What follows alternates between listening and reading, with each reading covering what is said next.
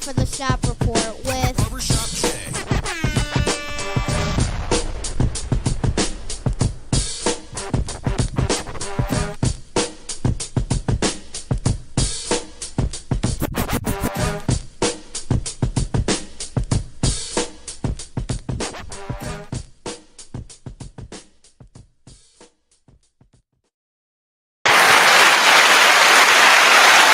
What up, sports fans? Welcome to the Shop Report. I'm Barbershop Jay. I'll be your host for the day. Here's what's happening. Of course, we want to remind you the Shop Report is brought to you by Rocket Digital Media. It's the one-stop shop for all your digital marketing needs. You can look them up on Facebook at RDM Detroit, or you can slide on over to the website, rocketdigital.net. That's ROCKIT digital.net. And make sure when you're there, while you're there, you tell them that BSJ sent you. And for my folk out there in TV land, if you want to leave your questions or comments during today's program, by all means, please do so, and we will throw it up on the screen. And y'all know what's coming next. If you're one of them folks that wants to leave a question or a comment that's indignant or ignorant in nature, won't be seen on this screen. Matter of fact, here's what you'll get. Ain't nobody got time for that. With that being said, joining me on the program today is the IT guy, D. Gully from the COLUM Bus. I'm glad you could join us. I don't know where Double J is at today, but hey, who cares? And Willie May say, hey, the Willie May kid. All right, what you got to say there, buddy? Hey, what's going on, man? How we feeling out there? I don't know how you feeling, but I know how I'm feeling with my hands usually. I'm just saying. Fantastic, man. That's fantastic. What you say? Hey, man. Fantastic. Hey, I'm telling you right now, I don't like iPhones. I know that ain't what the show was about today, but anyway, that's what I can't stand it, bro. I can't stand it, bro. I'm trying to tell you, man, this doggone thing. I don't even what number are they on now? They'll be on 17 in a couple months. Okay, well, yeah, well, they need to stop at 17. They should have stopped at 14 while you're playing. Anyway, Really? man, this is ridiculous, bro. Yeah, anywho, at some point, Double J will be probably joining us here on the program. But yeah, you know, without further ado, I'm glad I at least got you. Let's start the show. All right, our first item on the menu is Real Talk. That's right, as in movie reels. Don't do that again. Okay, Don't do that again. All right, anyway, okay, yeah, Real Talk, right? Here's the kicker. Name a TV show you saw, a TV show, not movie now, because I got to reiterate, because you know how y'all be misconstruing, that's my word, on purpose. Yeah. You know what I'm saying? Stuff I be saying, you know what I mean? Then got to put it all out on TikTok.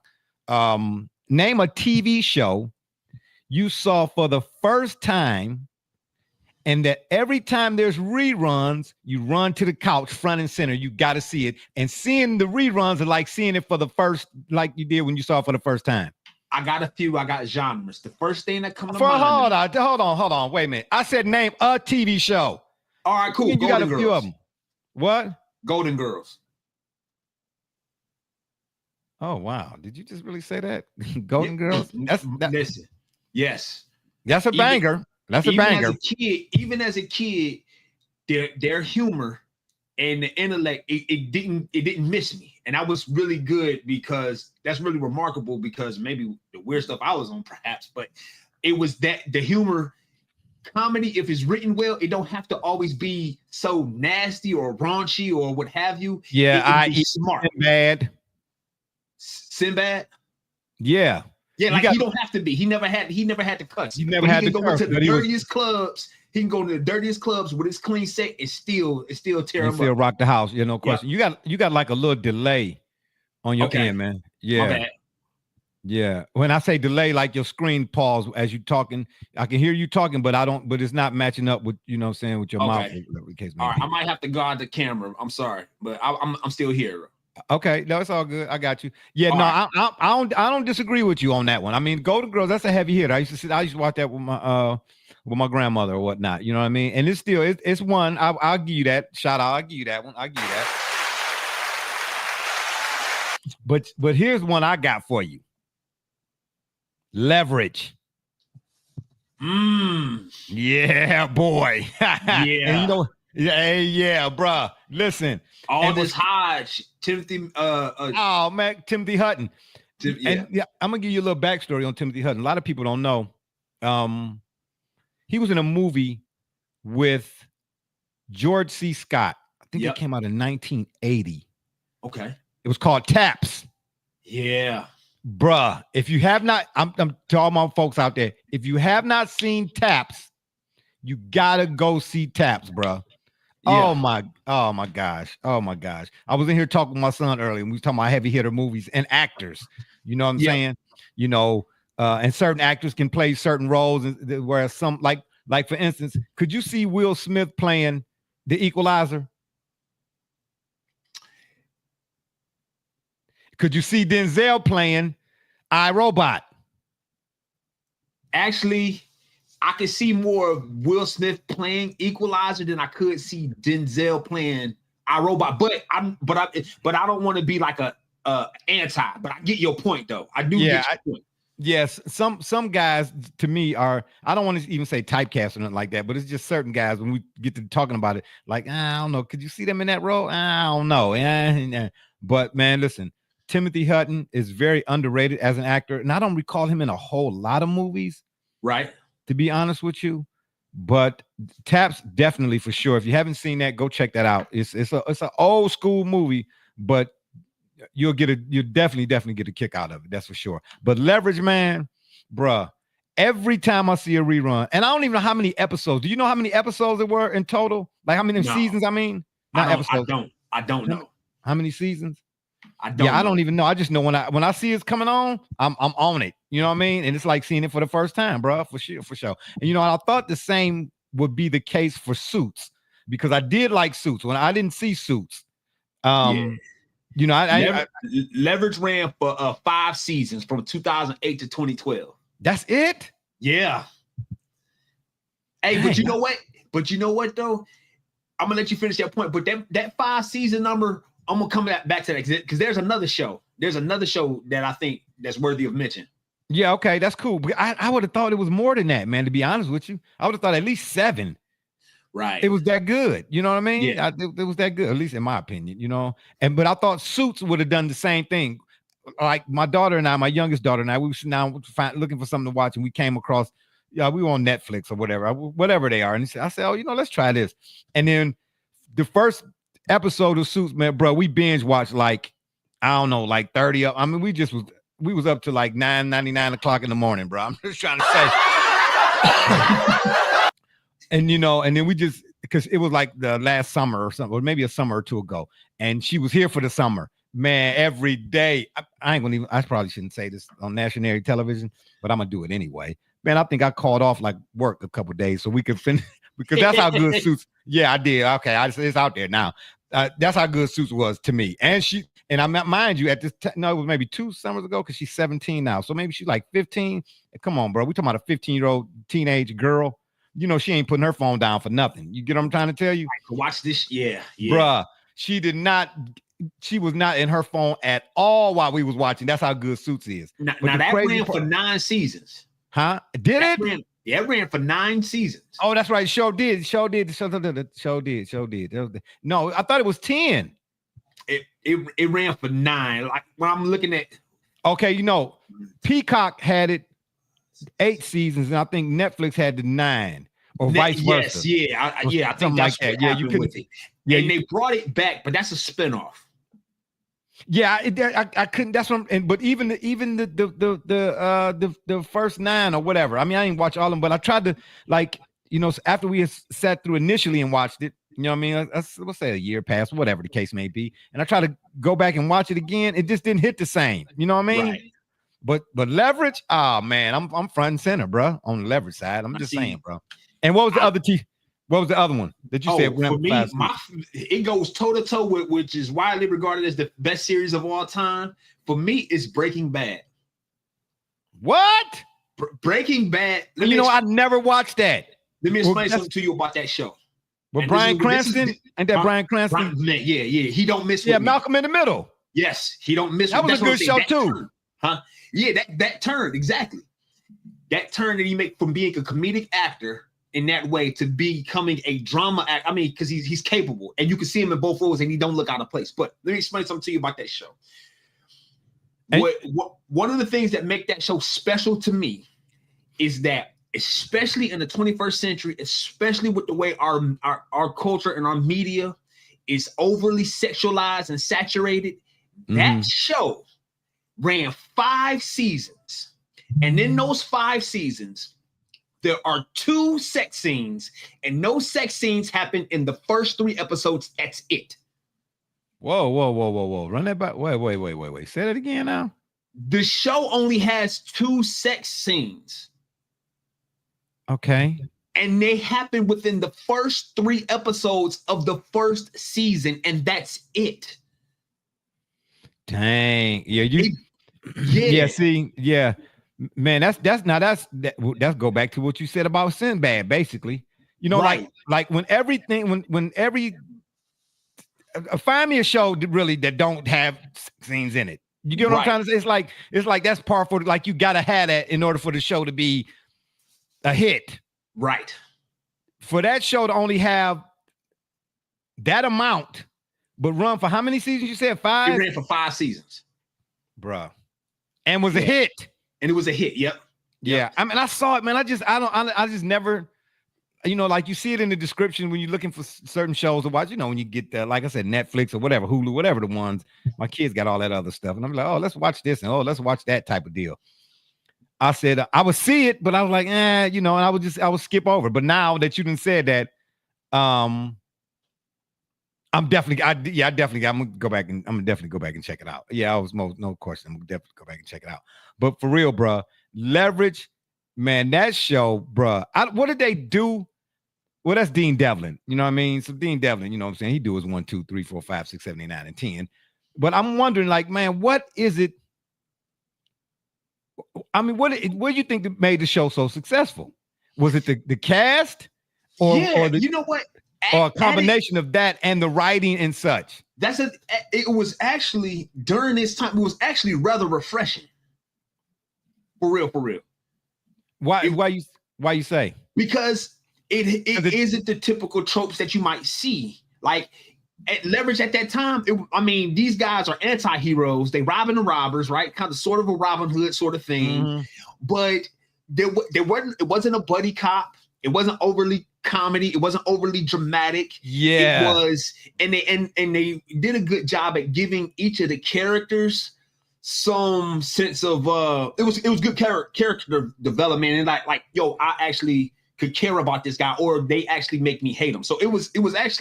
It was a show that it had good pacing, so it ran fast. But it wasn't too fast. Yeah, it was that show was really good. Yeah, man. Leverage. It was really good. Leverage. It was fun. It was fun. It was fun to watch. Yeah, it was worth. Hey, I'm trying to tell you, man. Every episode had me like, oh, like what's gonna happen next? You know what I mean? And I didn't get that feeling. Now, mind y'all, I grew up in the 1800s. Okay, you know what I mean? Let's let y'all know that right now. Okay, I ain't no shame in mine. So I'm used to Kojak, Hill Street Blues. Right. You remember Hill Street Blues? Yeah. You know what I'm trying to say? Yeah, you know, Beretta, you know, them type of, you know what I mean? Those types of shows, even Barnaby Jones and Cannon. Oh, Mannix is Mannix. When I see Mannix reruns, I'm on that too. I'm sorry. Yeah, I'm Kojak, Mannix, and In the Heat of the Night. Now, In the Heat of the Night ain't as old, obviously. You know what I'm saying? But In the Heat of the Night, them right there, them my hitters. Them my hitters all day, every day. But bruh, it had been a while since I had picked up on the show, because I'm not really a big TV watcher. You know, I watched a lot of TV, obviously, when I was a kid and all that old type of stuff. But as an adult, man, I just don't find nothing to grab my attention like that. You know what I mean? Yeah. I saw that show. I was like, dang, man, this remind me of what, growing up as a kid. Like, you ain't want to move. You made sure all your chores was done. You know what I'm trying to say? Because you do not want to move in front of the TV when the Rifleman was on. Come on, bro. Come on now. At your own risk. Yeah, come on now. Bonanza. You know what I'm saying? Yeah, come on, man. Yeah. Maverick. I'm just saying, man. You know what I mean? At the end of the day. With that real quick, is that a show that took you, that you was hooked instantly? Is there a show that was like, I'm not going to like this, that won you over, that went from, oh, what is this, to, oh, no, this is it? You get what I'm saying? Something that you figure like, I don't see myself ever liking this, and then, oh my goodness, I like it.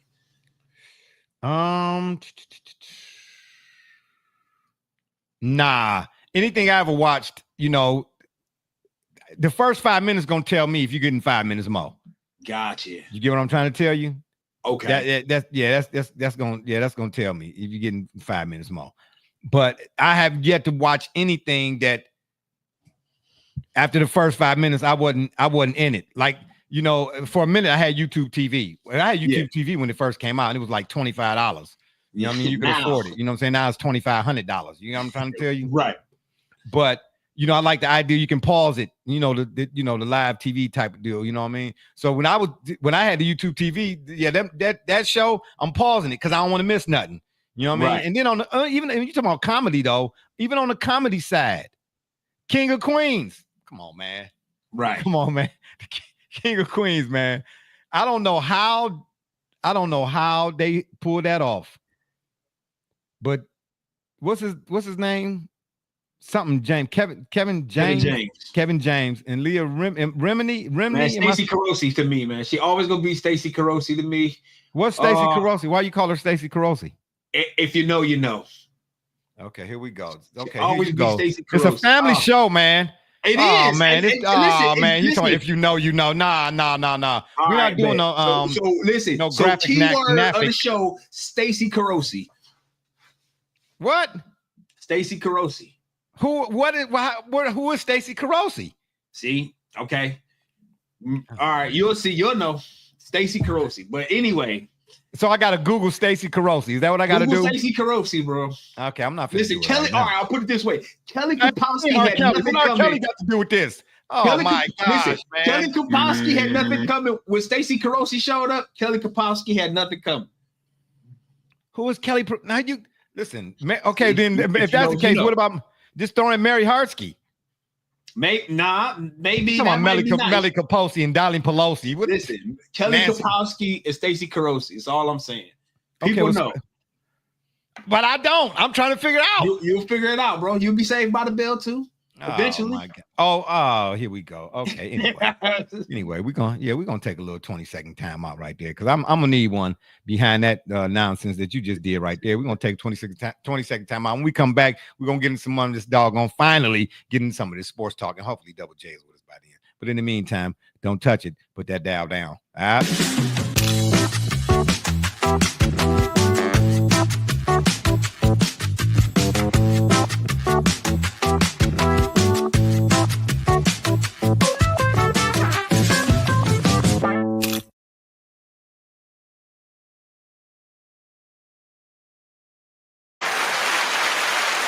All right, we are back. The college football playoff.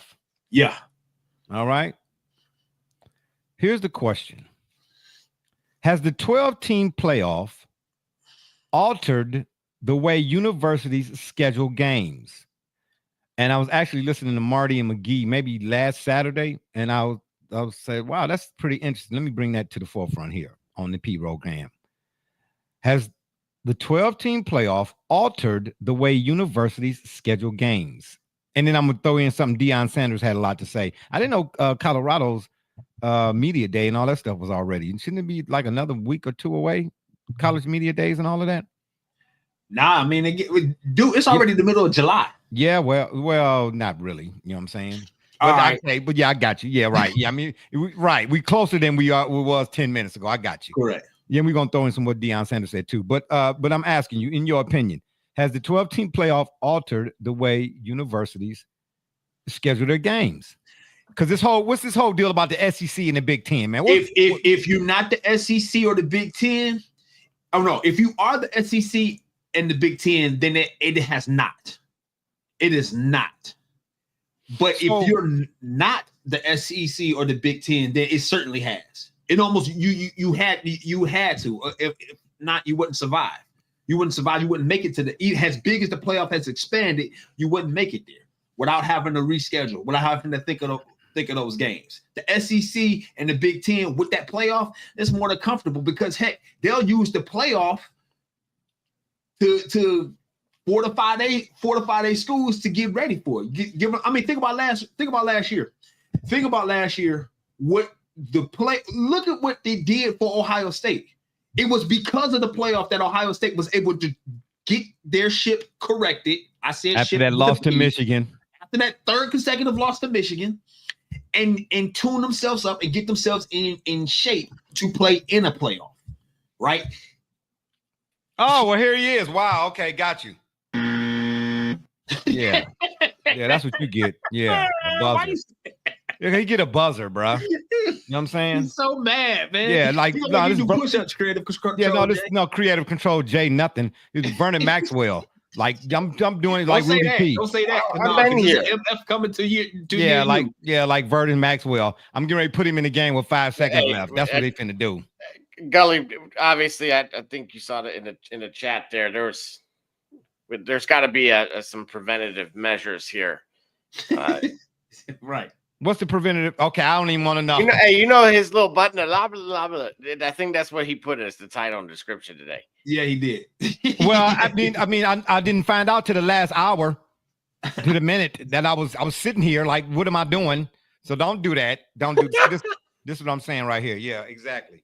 Now everybody's failing to talk about, to Gully's point, that Michigan loss or the Ohio State loss, right? Ohio State didn't lose. Ohio State won. No, they lost to Michigan. Yeah, in terms of them losing to Michigan. If it were the SEC, that would have never occurred. What would have never occurred? Yeah, you got to add context to that.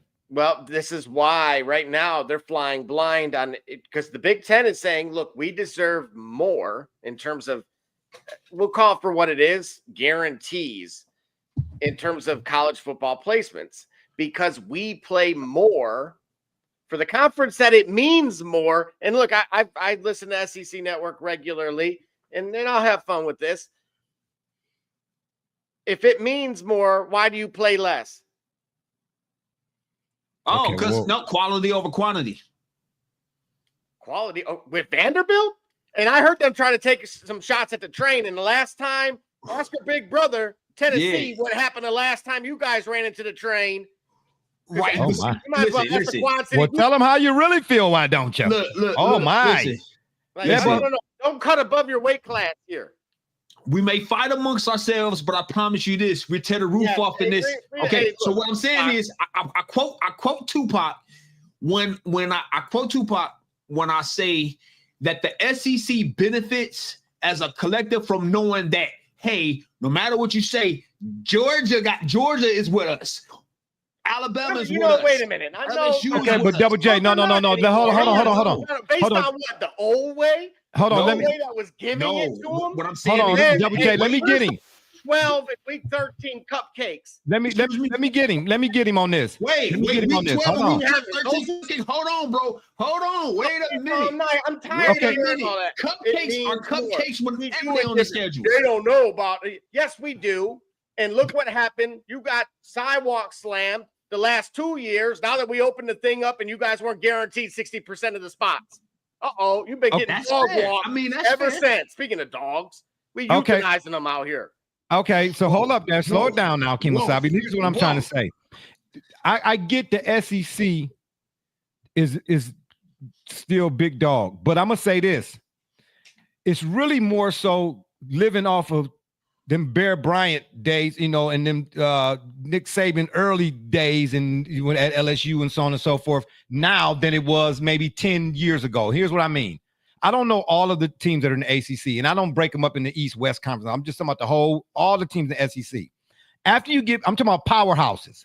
When you talk about quality, Gully, after you get past Alabama, LSU, like, what, Texas A&M maybe? Like, who really is in the SEC that bolsters that gives the SEC in 2025 the right to stick their chests out? Who?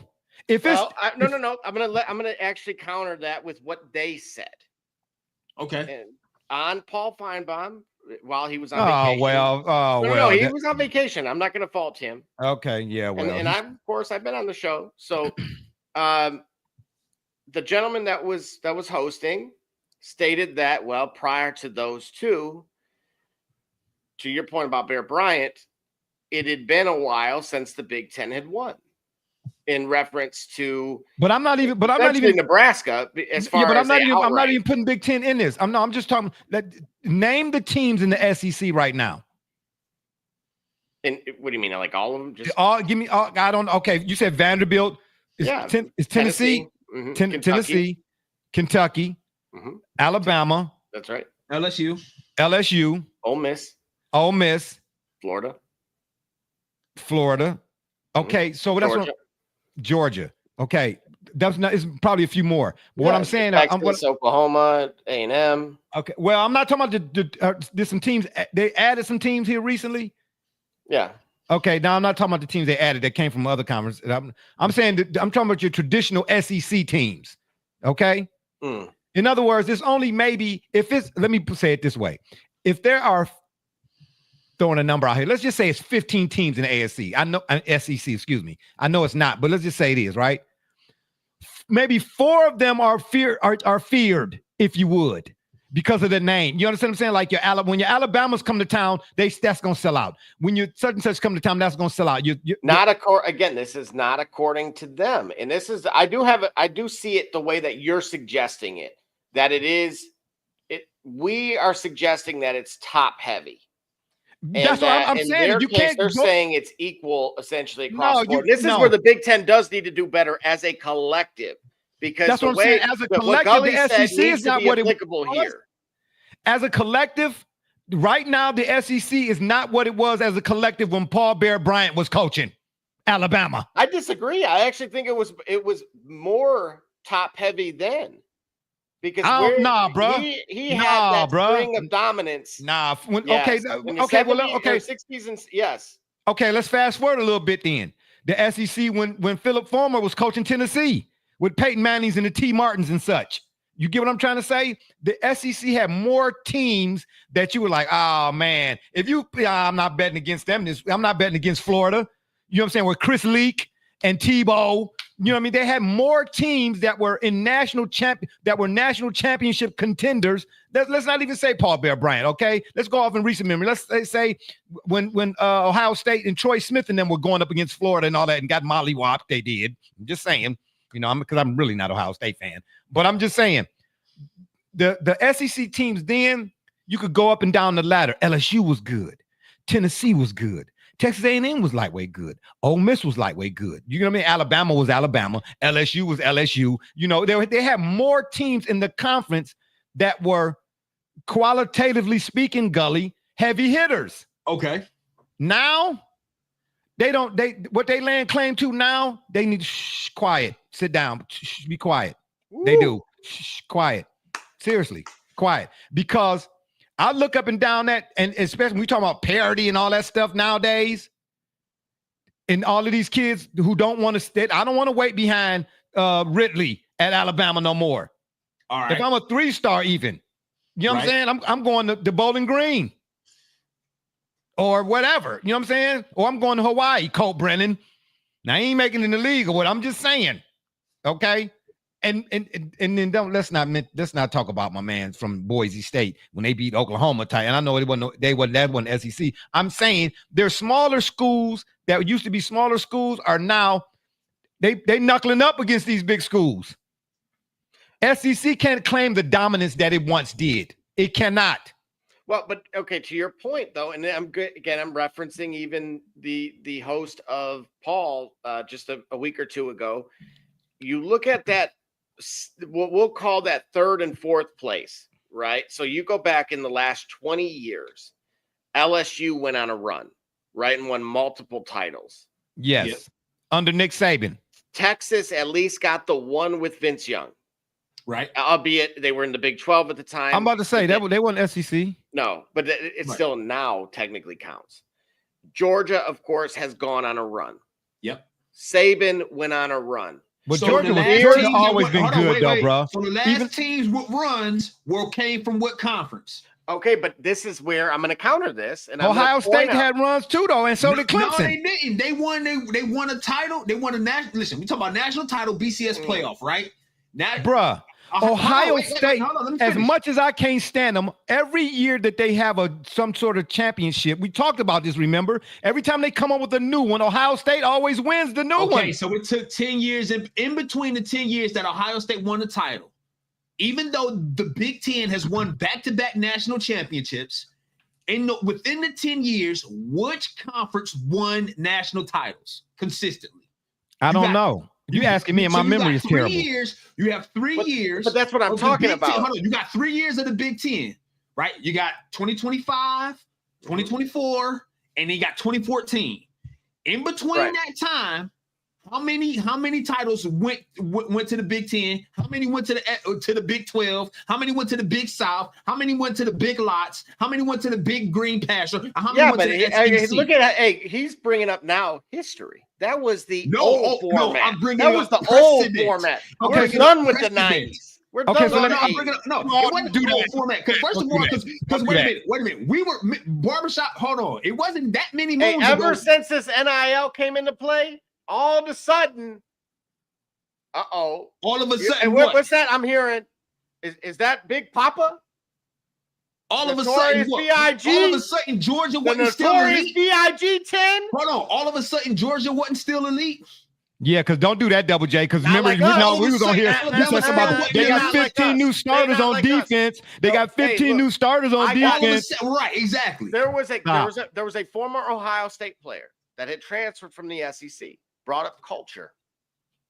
You say he transferred from an SEC program to Ohio State. Okay. Said the camaraderie here at Ohio State, he has 50 best friends, and I'm paraphrasing.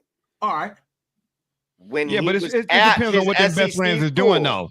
If their best friends, but when he was at the SEC school, he felt like it was a bunch of snakes and it was a bunch of me prima donnas.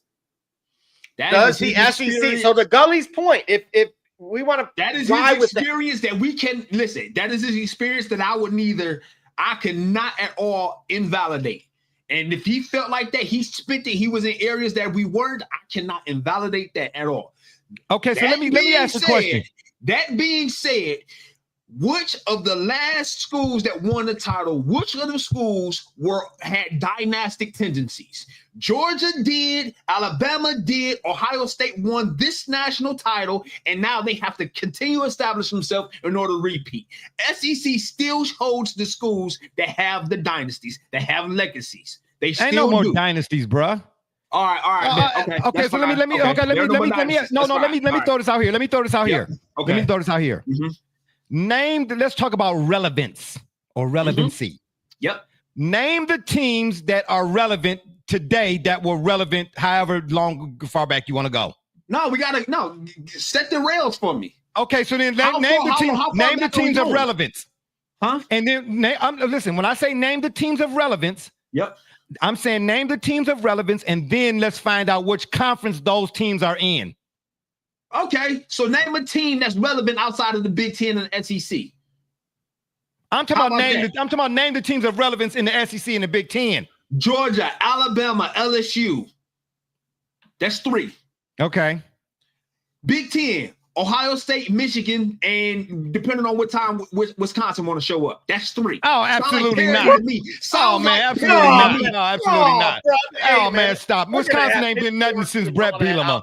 Okay, Penn State, maybe. Y'all making a point. Then what's the third Big Ten team then? Actually, I would argue Penn State has the better Power 4. Penn State probably. Yeah, but not in games that matter. Who said that? Not in games that matter. Penn State, they stink up the joint in games that matter. James Franklin, he this close. Okay, so what point are we making here then? I'm saying at the end of the day, what I'm saying, I think that they should have mega conferences like the NFL. We're heading there, right? Yeah, you might as well, because whatever the SEC is ain't what it used to be, and the same go for the Big Ten. Right, because I disagree. 19 teams. That is a Big Ten. It's an extra large 10, if you ask me. That's what I'm trying to say. It's 27 teams. That's what's a Big 27. This is why I ask you both. Wouldn't it be attractive if I'm Missouri or someone of that sort that's kind of that middle tier to really reconsider something like the Pac? And say, wait a minute. No. Here's the thing. Now you're talking about logistics. West guys get in, right? We saw Boise get in. They played who they played. They were still, remember the why would you send Missouri? Why would you put Missouri in the Pac? You talking about the Pac-10? The Pac-10 used to be teams of that. Look, we have Oregon in the Big Ten. We're coast to and coast. UCLA in the Big Ten and USC in the Big Ten. They across the coast. That's why I said build mega conferences. We already are there. We're Okay, on the so precipice of that. to tell you- Oklahoma and Texas going to the SEC. To tell you the truth, they need to get rid of all of they need to get rid of all of them acronyms and start off and rename them. Well, we're the big conference now. It big, literally, BIG. So they just need to call it the big conference, like they call it DO. Federal Agents Back Conference. Yeah, because listen, in the 80s and 90s, because that's as far back as my memory will go and actually recollect, okay, without memento sticky notes. In the 80s and 90s, the SEC and the Big Ten, yeah, they was the four horsemen, and they was the heavy hitters. Then you sprinkled in your ACCs, your Hurricanes, and then them folks like that, or whatever the case may be.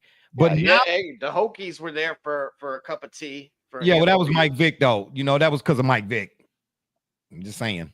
They remained there. Hey, he wasn't there in 2004 when they won that conference. Well, but then Frank, oh shucks, what's his name? Frank Beamer. Frank Beamer was good. Coach, absolutely. Yeah, Frank Beamer was a good coach. I won't take that. And he was willing to give me an opportunity to kick there, except they had a kicker by the name of Joey Sly, who I believe is still in the NFL. So that was it was not written in the stars for me, dude. That's because you were drinking Lucia back then. I was good to go. Nah, man. That was just a bad deal. Yeah, you can't come. It ain't no 50-yard. Look, I was at and you had a flask in your pocket. One of their OTAs, and again, they weren't gonna keep two kickers, and it was Robbie Gould. Oh, yeah. Talk about bad luck, huh? Well, too bad it wasn't Donald Igwe BK. You might have beat him out. I'm just saying. You know what I'm saying? But trust and believe. If you'd have went for punter, it wouldn't happen because Reggie Roby was booming them. If you go back and watch any footage of Reggie Roby, my gosh, I mean, like I wouldn't even put punt returns in the game with him. I would just like, Coach, why go in? I mean, you know what I'm saying? It was always that lady in the first row catching his punts. You know what I'm saying? I don't even think he ever had no punt return. Reggie Roby, absolutely not. But Donald Igwe BK, that's your man, buddy. I'm just saying. I mean, at the end of the day, bro, they need to. All this SEC, Big Ten, that's talk. That's just SEC, Big Ten talk right now. It's too much parity, dare I say. Okay. You understand what I'm trying to say? What the SEC, it don't mean what it once did is what I'm driving at. Neither does the Big Ten. It's the Big Ten. So the Big Ten means less, or the Big Ten has more weight? They don't. Neither one of them don't have no weight. Why not? Why you say that? Because it's not enough teams in either conference. Like for me, I know in the NFL, I'm using just as an example. I know like the AFC West, for instance, this year, people are saying the AFC West is going to be a powerhouse. Yeah. When you have a conference, if you have a conference of 10 teams, to me, 5 or more, at least 5 to 7 of those teams should be in contention. Okay. If you have 3 out, and Double J, you do percentages. 3 out of 10, do that seem like a power conference to you? If 3 of the teams, it depends, right? We're talking about 30%, so roughly. No, bro. If we're baseball, we're doing very well. This ain't baseball, and it's not golf where a negative is a positive. Stop it. I'm saying to you, if you go to the free throw line 10 times and you hitting 3 out of 10, that's not you're going to be on the bench. So come on now. All right, I'm saying 3 teams out of if a conference, a college football conference has 10 teams, okay? All right. And I'm just saying 10 because that's 10, right? And 3 of the 10 teams are teams of significance. That's crappy to me. That's not a dominant conference. How? Because you don't have another conference with more than 3 teams. I don't care if it's only one conference in college football. If 3 out of 10 teams are the only teams that are good and the only teams that they show on TV every week, that's like you turn on First Take and all they talk about is the Cowboys and the Lakers type of deal. Listen, the only team. Here's the challenge I have with your argument. No. If only 3 out of 10 teams in a conference are good and the whole conference is terrible, if you take the 3 teams out of that conference and you pare it down, you're gonna have a complete conference of trash. But listen, that's like saying take rings out that stupid conversation. No, that whole GOAT thing, whatever it is. You can't There's nothing like saying that.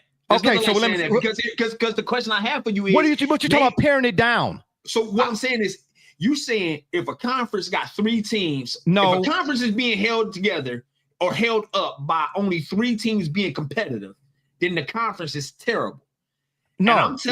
I'm saying if there are 3 teams out of 10 teams in a conference, then I don't want to hear about that conference being dominant. But hold on. All right. So my question to you is, there isn't a single conference with more than 3 teams being dominant. Which is why I said what they are now ain't what they used to be. If in the 80s and 90s, however many teams were in a conference, and we talking about the SEC and the Big Ten specifically, when the Big Ten was the Big Ten, you could count on Northwestern, what was Autry? Northwestern, Darnell Autry, Ohio State, Penn State with Joe Paterno, Purdue with Joe Tiller, Drew Brees, Wisconsin. You see what I'm saying? If 5 of the 10 teams were of relevance, then you could say that conference is a hella conference. Sure. But if you got 3 teams out of 10 teams, and you can't convince me that conference is a dominant conference.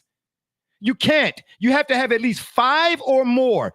My thing is 5 to 7 teams of a 10-team conference, or 7 to 9 teams of a 15-team conference, in order for me to say, that conference, you don't want to mess with them. But if you got 3 teams out of that's the same. That's what I'm talking about. Like the same argument about appearances and all of that. Y'all might think I'm going off the rails, but I'm not. The reason why most people say Tom Brady is the GOAT is because he got what? The reason why people talk about Patrick Mahomes as being one of the all-time greats in history is because he been in the AFC Championship every year, and you see what I'm trying to say? And he won how many Super Bowls type of deal? If you have more, hey, Detroit fan, man, shout out, baby. Okay. Yeah, well, thank you, Detroit fan, man. I didn't forget because I didn't remember to forget. I'm trying to say, but okay. So let's go off of that, what he just said right here. If there are 18 teams in the Big Ten and only 5 are contenders, tell me how as a conference that's a dominant conference. And here we go. So do the numbers, Double J. All right, so dominance today means that half of your total have to be contenders. But there is no other conference with more than that. So then that's my point.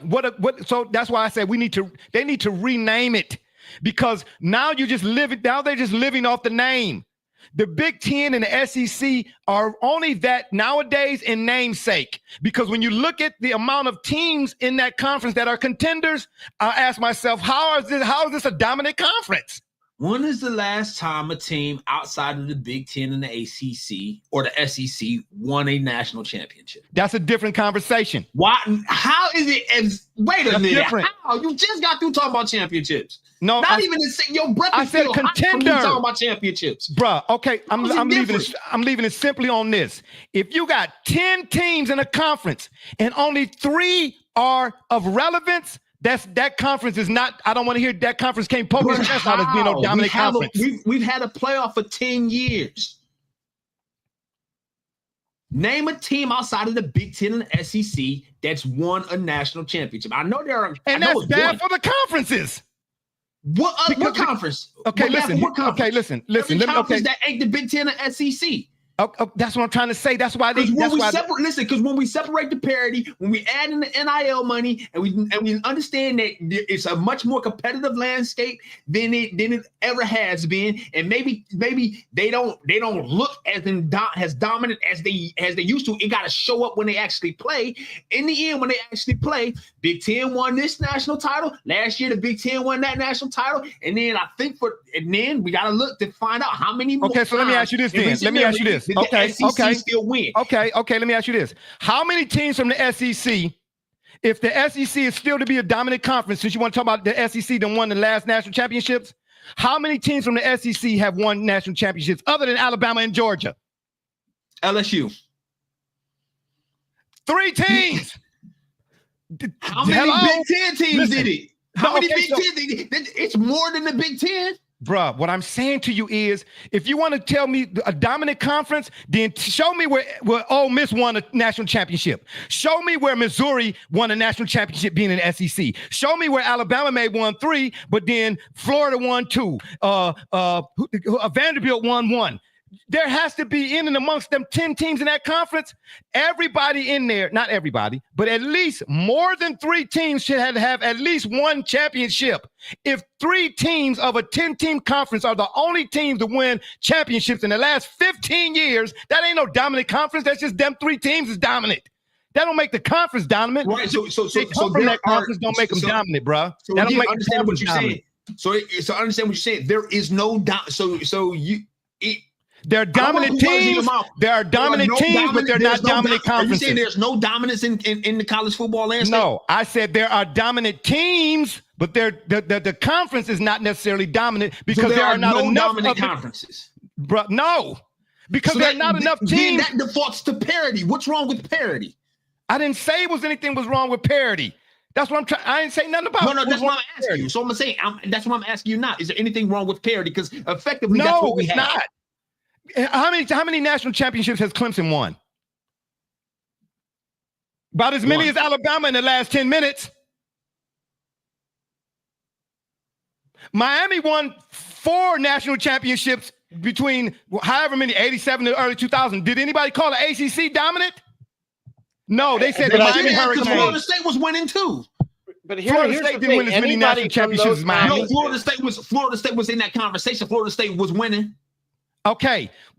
So because Florida State and Miami was winning national championships, that made the ACC as an entirety dominant? Well, if you get to the national title, you got to go through your conference to prepare yourself. Certainly, that would mean that.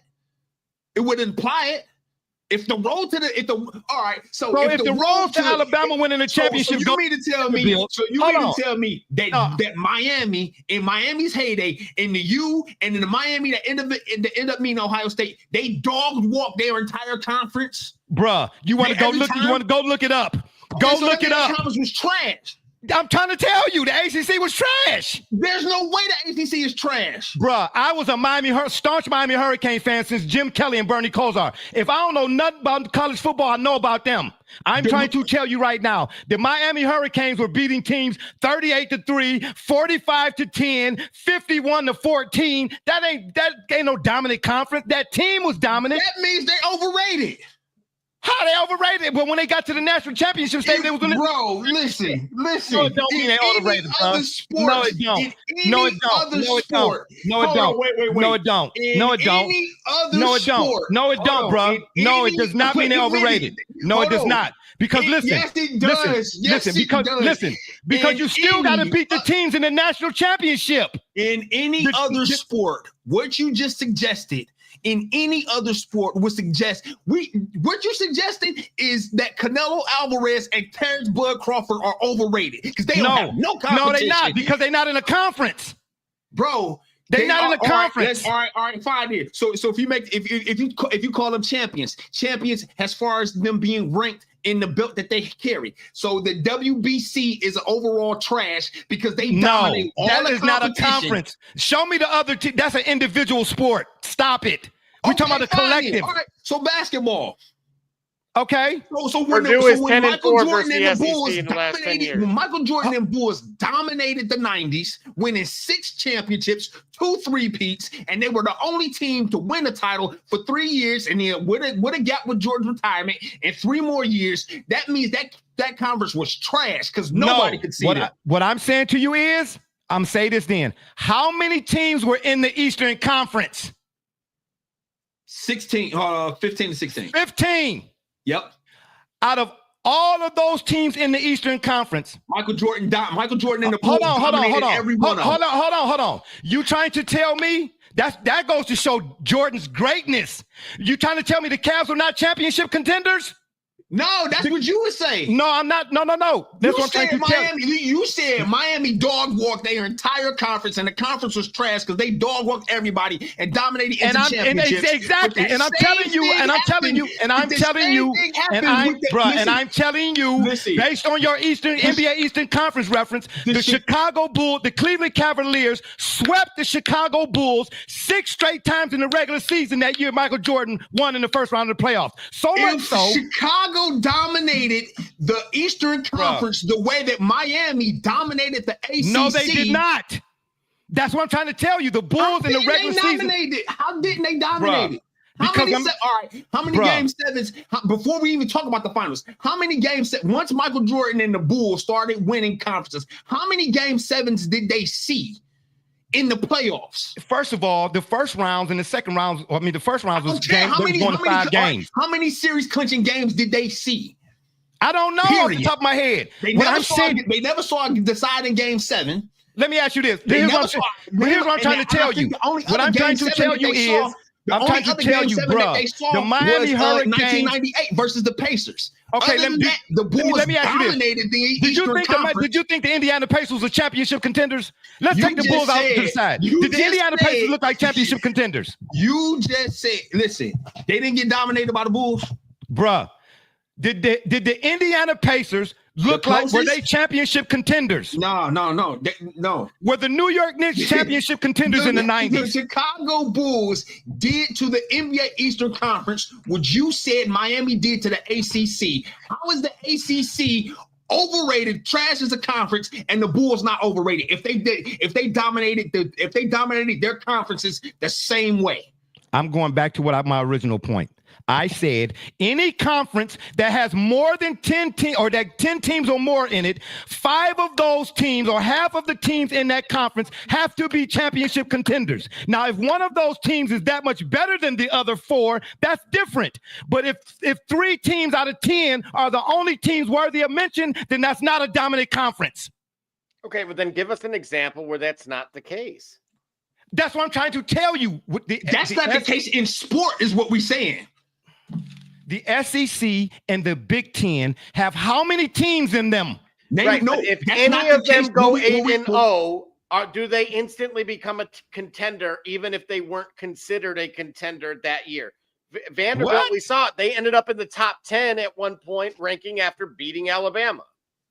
And they had gone on, I think they were 4-1 at that point. They were being considered for the playoff. It doesn't necessarily matter if you're getting all the hype anymore. It's not reliant on that anymore. And I think that's why we're seing such a pendulum shift. So how many teams from the SEC? How many teams from the SEC were played in the college football playoff since there's been a college football playoff of any variety? Probably the same 4. Okay, then. Right, but again, that's an old format. I've been on record for years on this show saying that I'm sick of these August rankings because that's determining 90% of the season. If those guys go on to even remotely stay competitive by losing 2 games, they somehow are still right in the thick of things. Thank Detroit. Detroit fan, man. You see how they do here. What I'm saying to you is, okay, the SEC means what? What is the SEC as a conference? Is what? According to them, it means more, and they care about every sport. And it means more based on what? Well, their traditions, what they're saying, and their rivalry. That's what I'm talking about. The traditions. Now, I ain't one to knock for history, all of that, because I'm old. But what I'm saying to you is, bruh, you cannot be boastful as a conference if only 2 of y'all, 3 of y'all show up every time. If it's 10 of y'all, but only 3 of y'all showing up all the daggone time, that's not enough of a representation for an entirety. There's 25 5-stars. Where do you want them to go?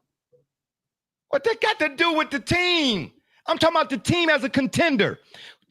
Outside of the 3 teams in the SEC, name the other teams that are contenders. To really understand the current climate. The entire sports climate has gotten so watered down that it's actually more difficult. And I think it will lead to your point of having everyone being considered, which is what the case the SEC is claiming to make, but I believe there will be more merit to it over the next handful of seasons.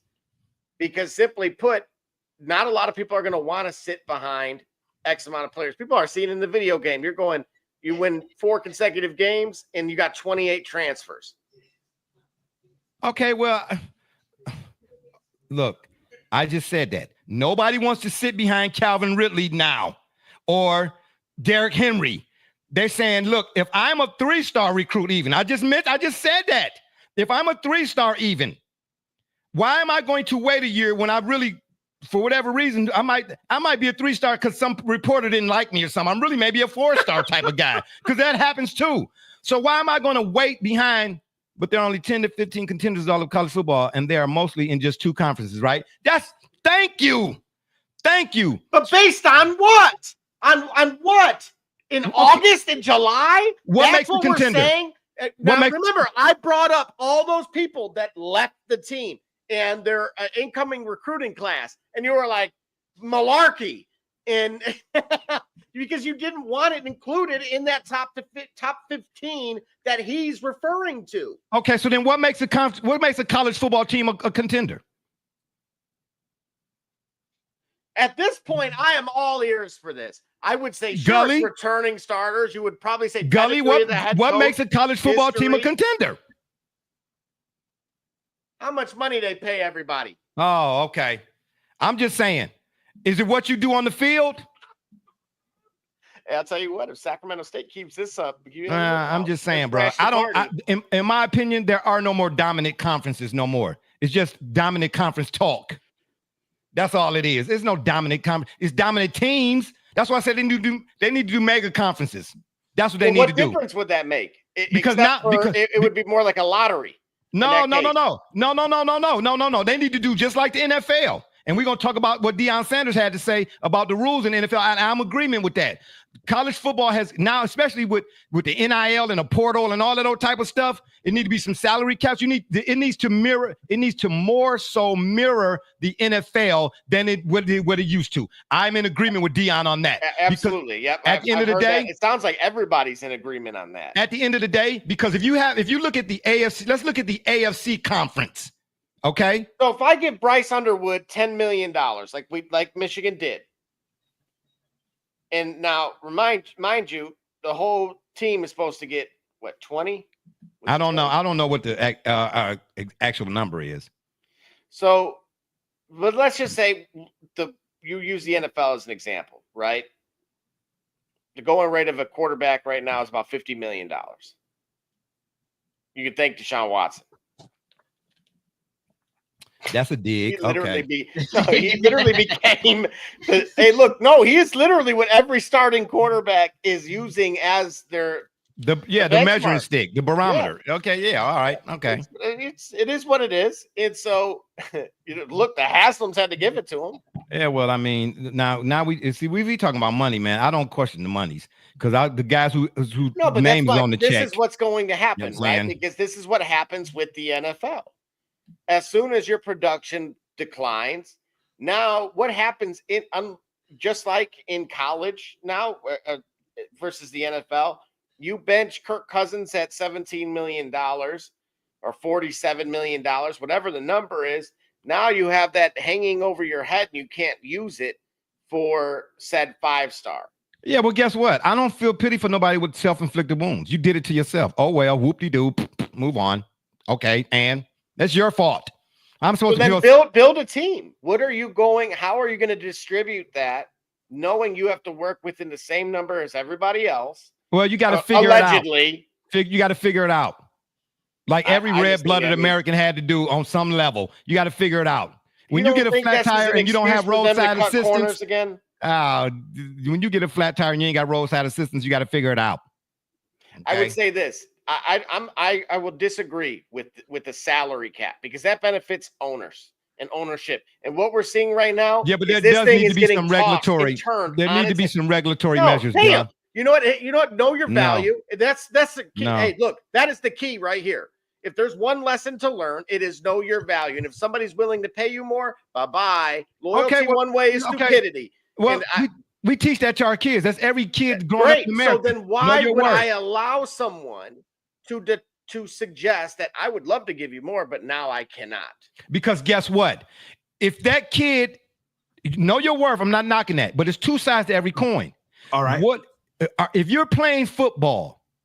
If you're playing for the money, then get yours. But if you're playing to get paid, but you want to win, then you got to be smart. You got to have some wherewithal and know. So you're suggesting that I should take less money, right? Just like the NFL, in order to, you see this with veterans regularly, even in the NBA, of course, too. I'm going to sign for the vet minimum if I'm Dame Lillard, right? I just got paid for Milwaukee. It depends on what your stature and your status is. I'm Russell Wilson. I'm Russell Wilson. I'm getting paid by Denver to go to Pittsburgh. Okay. Listen, what I'm saying is, if I want to get, I'm not.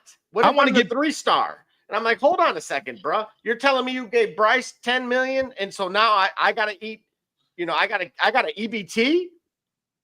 Well, I'm saying this: if I was offered $10 million, and somebody offered y'all $2,500, like, nah, bro, because and then maybe it's got to be in the person. I'm the type of person. If I'm eating, you eating. But that's not the rules anymore. See, and what you did is now you just created that dog eat dog, and what the fans do, right? He should take less. Remember those conversations? No. But you have who was it? Josh Cribbs? Was it Josh Cribbs? No, but Josh Cribbs deserved to get paid though, bro. He should have gave a hometown discount. No. I'm not saying you won't hear that about the kid from Ann Arbor that was really in Ipsy that was living in poverty for his entire life, and now he could get the bag. No, but listen. Okay, but then you're not going to win. Then, okay, you're going to get paid, but your team is not going to win. Because if I'm paying a quarterback $190 million or $240 million, then how is a football team consists of what? An NFL team anyway, 53 players, right? How many players are on a college roster? Like 80. Double that, maybe, or close to 70. Right. I think it's 67. Okay, so then we're just gonna stink. So let me tell you something. If you're the player that got paid, I ain't mad at you, but don't be getting up in front of the media talking about some, with your face all looking ugly. No. Y'all stink. Deal with it. Count your cash. Scholarships. Yeah, count your cash. 100. They will count your cash then. Count your cash, bro. Count your cash now. Don't be crying talking about some, no, hold your head up. Yep, just sit up right, sit up straight, okay? And talk your stuff while y'all 0 for 19.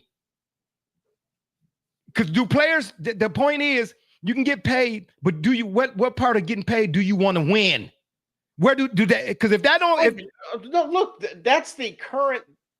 Again, I was referring to climate, right? We're seeing this even in the NBA. I told you, there's players that don't want to. They hate the game of basketball.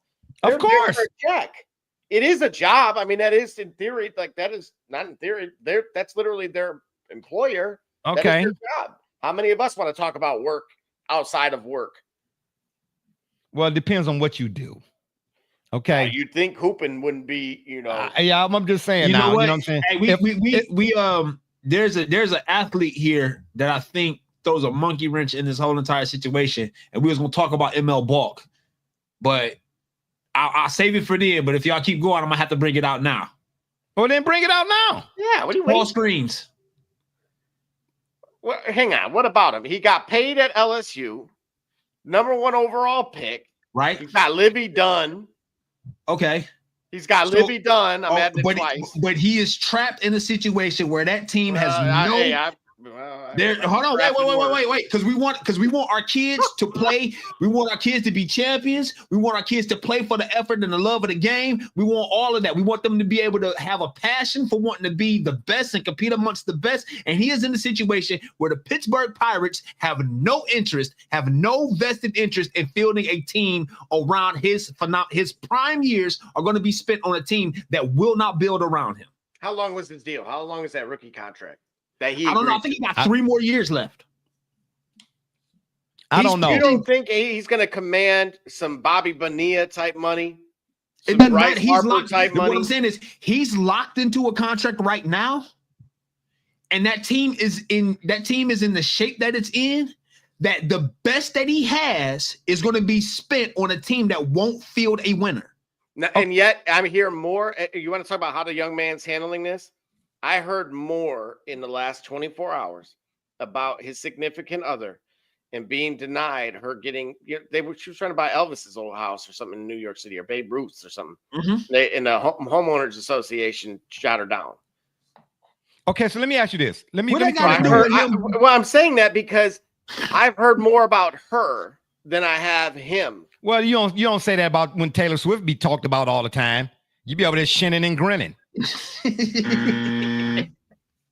See what I'm saying? Don't get on here. Don't be discriminatory. Hey. Don't be do that. You know what I'm saying? Now you want to, I heard more about her with that look on your face. But let us talk about Taylor Swift. You doing the Carlton. I'm trying to say. I'm just saying. But let me ask you this then. How do teams like the Spurs, how do they win? When they were winning, how did they win? Oh, farm to table. Imagine that. They did what happened?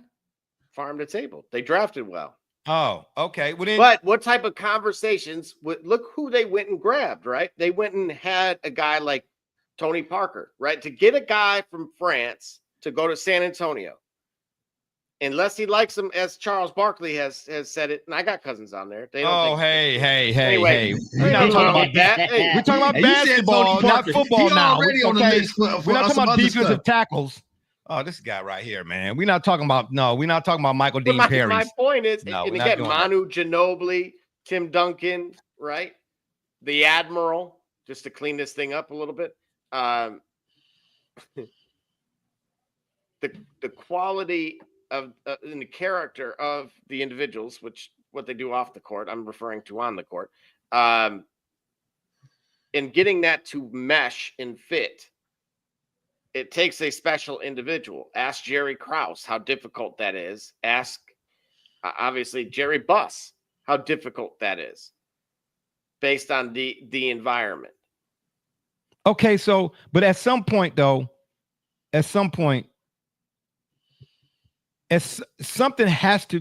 has to be some measures in place. Like for the everyday average person, there are rules. You get what I'm saying? Without a society without rules is what? It's chaos. It's still chaos now, but I'm sure maybe it's a controlled chaos. I don't know. But I'm saying, even with college football and this whole NIL and all that, because Deion talked about that too. He said, how is it that a player who's not in the portal talking about he got to offer $5 million, but he ain't in the portal? Like, but we've had other teams, right, recently get investigated for something similar. I don't know, man. But listen, you have to do something. And at the end of the day, I look at it from a balance standpoint. To me, dominance and balance they go together. Okay. If you are 3 of 10, that's not balance. It's not. If you are 5 of 15, that's not balance. If you want to say you're dominant, then you have to say, of all the teams in my conference, at least this many of them teams went at least once or twice. Now there may be a team or two that went 4 times or 5 times. Everybody had a big brother, if that makes any sense. You get what I'm trying to say? But if you go 5 times and he go 10 times, but Gully and Khalil, Nasir, and my daughter, they go no times. That don't seem like dominance to me.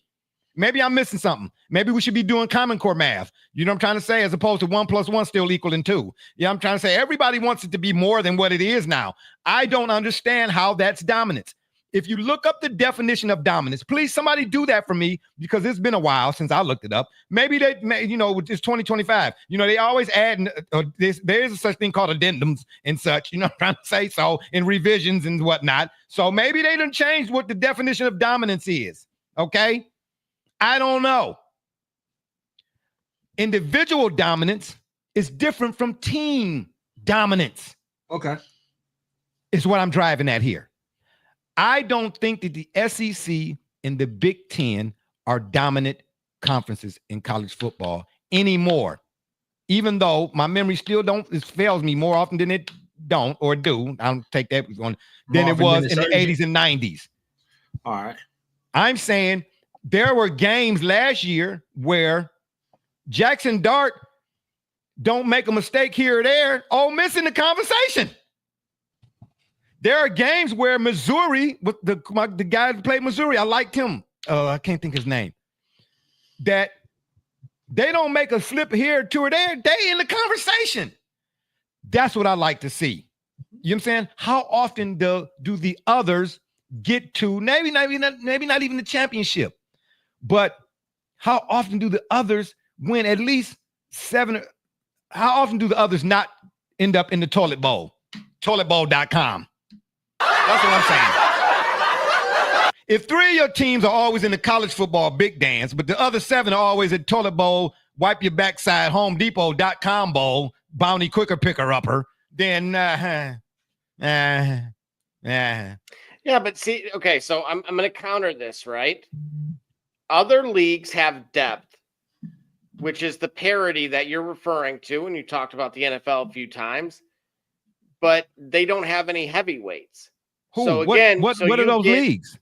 What league? Well, to your point, the ACC, right? They've had North Carolina ranked at one point. They've had Clemson, of course. Okay, but guess what? Guess what, Miami. Yeah, but here's the thing, though. When we did our college football preseason ranking show, what, a year ago or 2 ago, when Miami was ranked at number 9, what did I say? Notre Dame?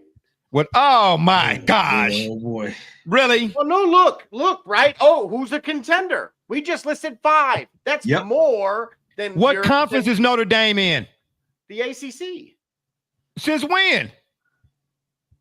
Because they've been an independent for years. Nope, they switched for football. I told you they should have went to the Big Ten. Oh, okay, so they went into ACC, what, yesterday? Well, hockey, they're into Big Ten. But No. Football. Yeah. Are they? Yeah, when football, did they? They've been in the ACC. Since when? I believe it was 20. It was 18. Well, that's a new one on me. That's just going to show. That's just going to show you. Yeah, because I'm trying to tell you. Yeah, because I had no idea. Notre Dame was joined in all sports except football originally in 2013. And then football when? It joined football in 2020. Okay. Yeah, that's what I thought. So 10 minutes ago. Yeah, all right. Okay. Okay. I'm just saying. How many? All I know is growing up watching college football in particular, there are a handful of teams that are always seem to hear being discussed. USC, UCLA, Ohio State, Oregon. Yeah, well, Oregon, they got the best uniforms, but they don't. Yeah, they fold. Chip Kelly and that, run play every 3 seconds. Yeah, where'd that get you? Well, it got a national championship with Ohio State last year, but besides your point. Yeah, okay, it got them, but it got them to a national championship. They didn't get. No, they played Ohio State in the second round. No, Chip Kelly's the offensive coordinator for Ohio State. That offense got a national championship this year. Yeah, but his philosophy changed though, bro. I'm talking about when I'm talking about when what's his name, James and all them was there. He didn't run the same offense last year that he'd been running when he was running at Oregon. Stop it.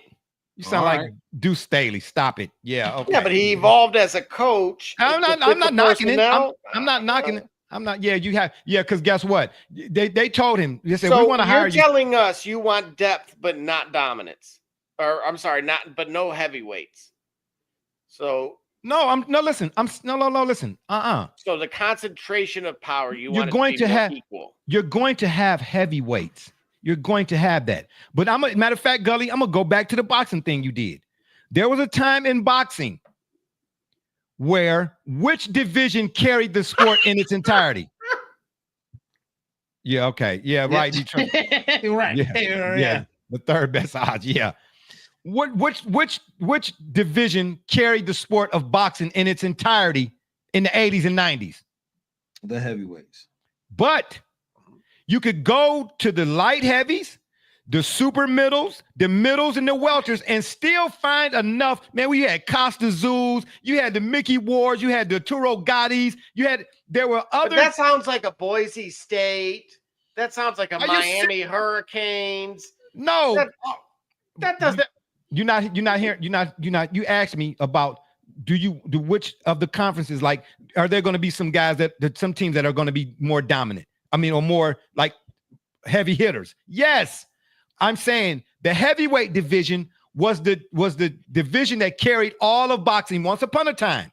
But to Gully's point, he brought up the national titles, and that's where the Big Ten, the ACC. So you're telling me the Sugar Ray Leonard, Marvin Hagler, Thomas Hitman Hearns, the Donnie Lalondes, the Salvador Sanchez's, the Livingston Brambles, the Terry Norris's, the Aaron Pryor's. Those wouldn't be good examples because they all held titles.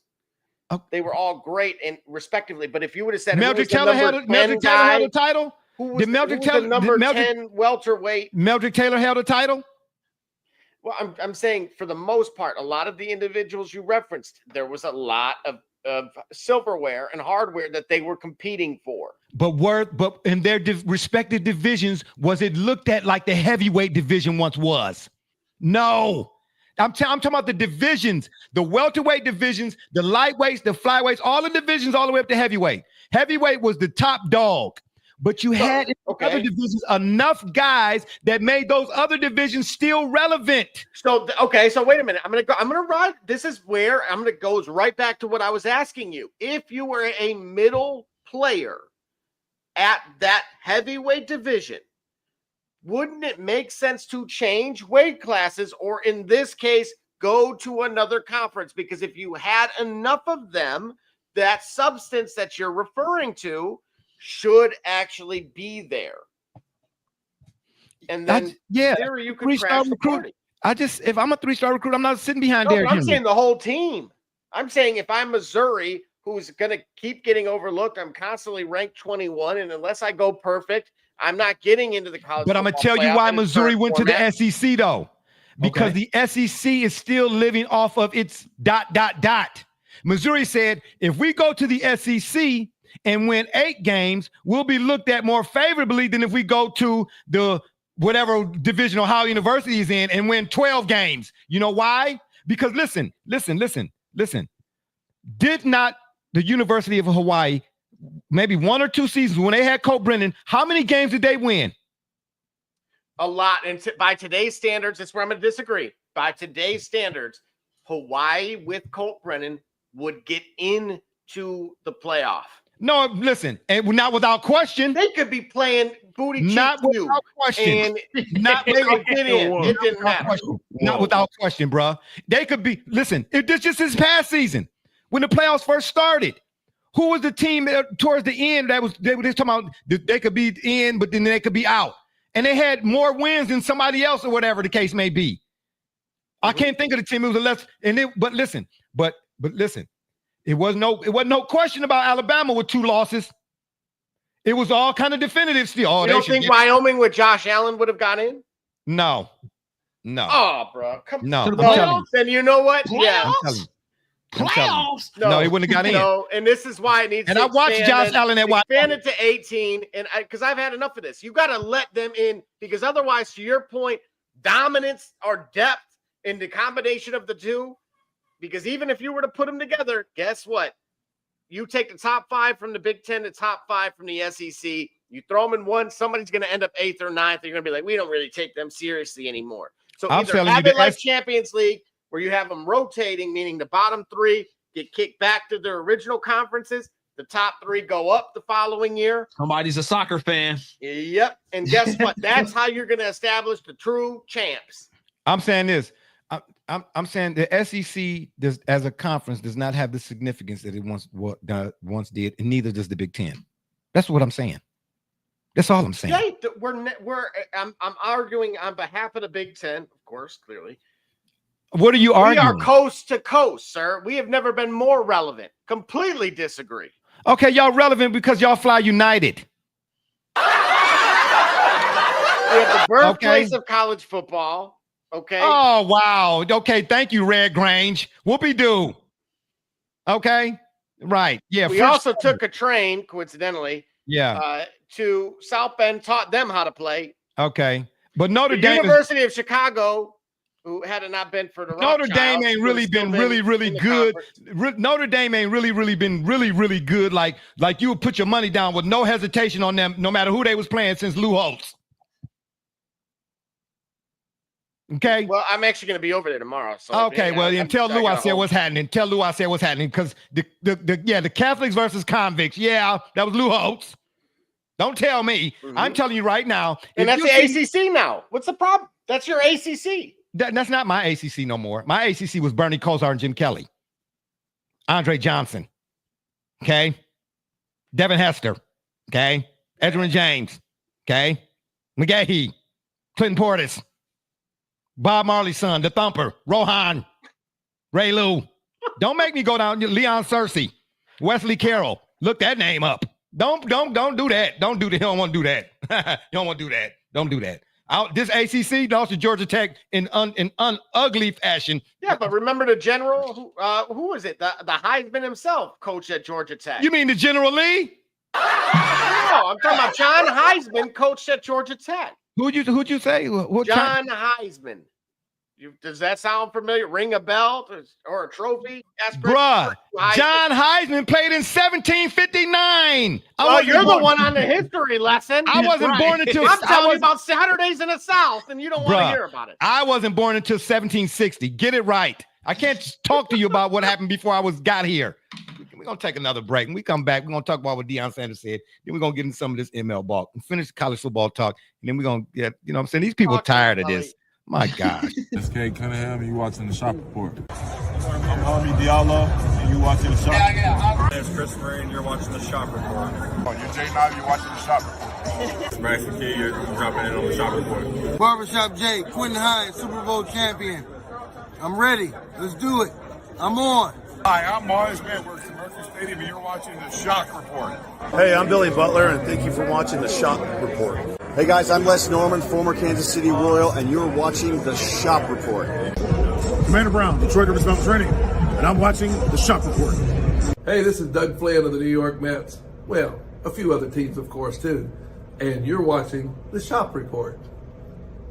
I'm Matt Ramos, and you're watching the Shop Report. How you doing? I'm Rajay Davis, and you're watching the Shop Report. How you doing? This is Nelson Figueroa, former Major League pitcher with a lot of teams. You're about to listen to the Shop Report.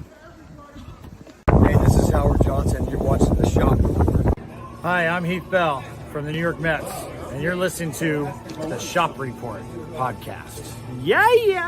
Hey, I'm Josh Tolley, former catcher of the New York Mets, and you're watching the Shop Report. This is Edgardo Alfonso for the Mets, and you're listening to Shop Report. Hey, this is Doc Gooden, and you're watching the Shop Report. Hello, this is Mike Hampton, and you're watching Shop Report. This is Herman Harvey, former NFL offensive lineman with the Cleveland Browns and the Baltimore Ravens, and you're listening to the Shop Report.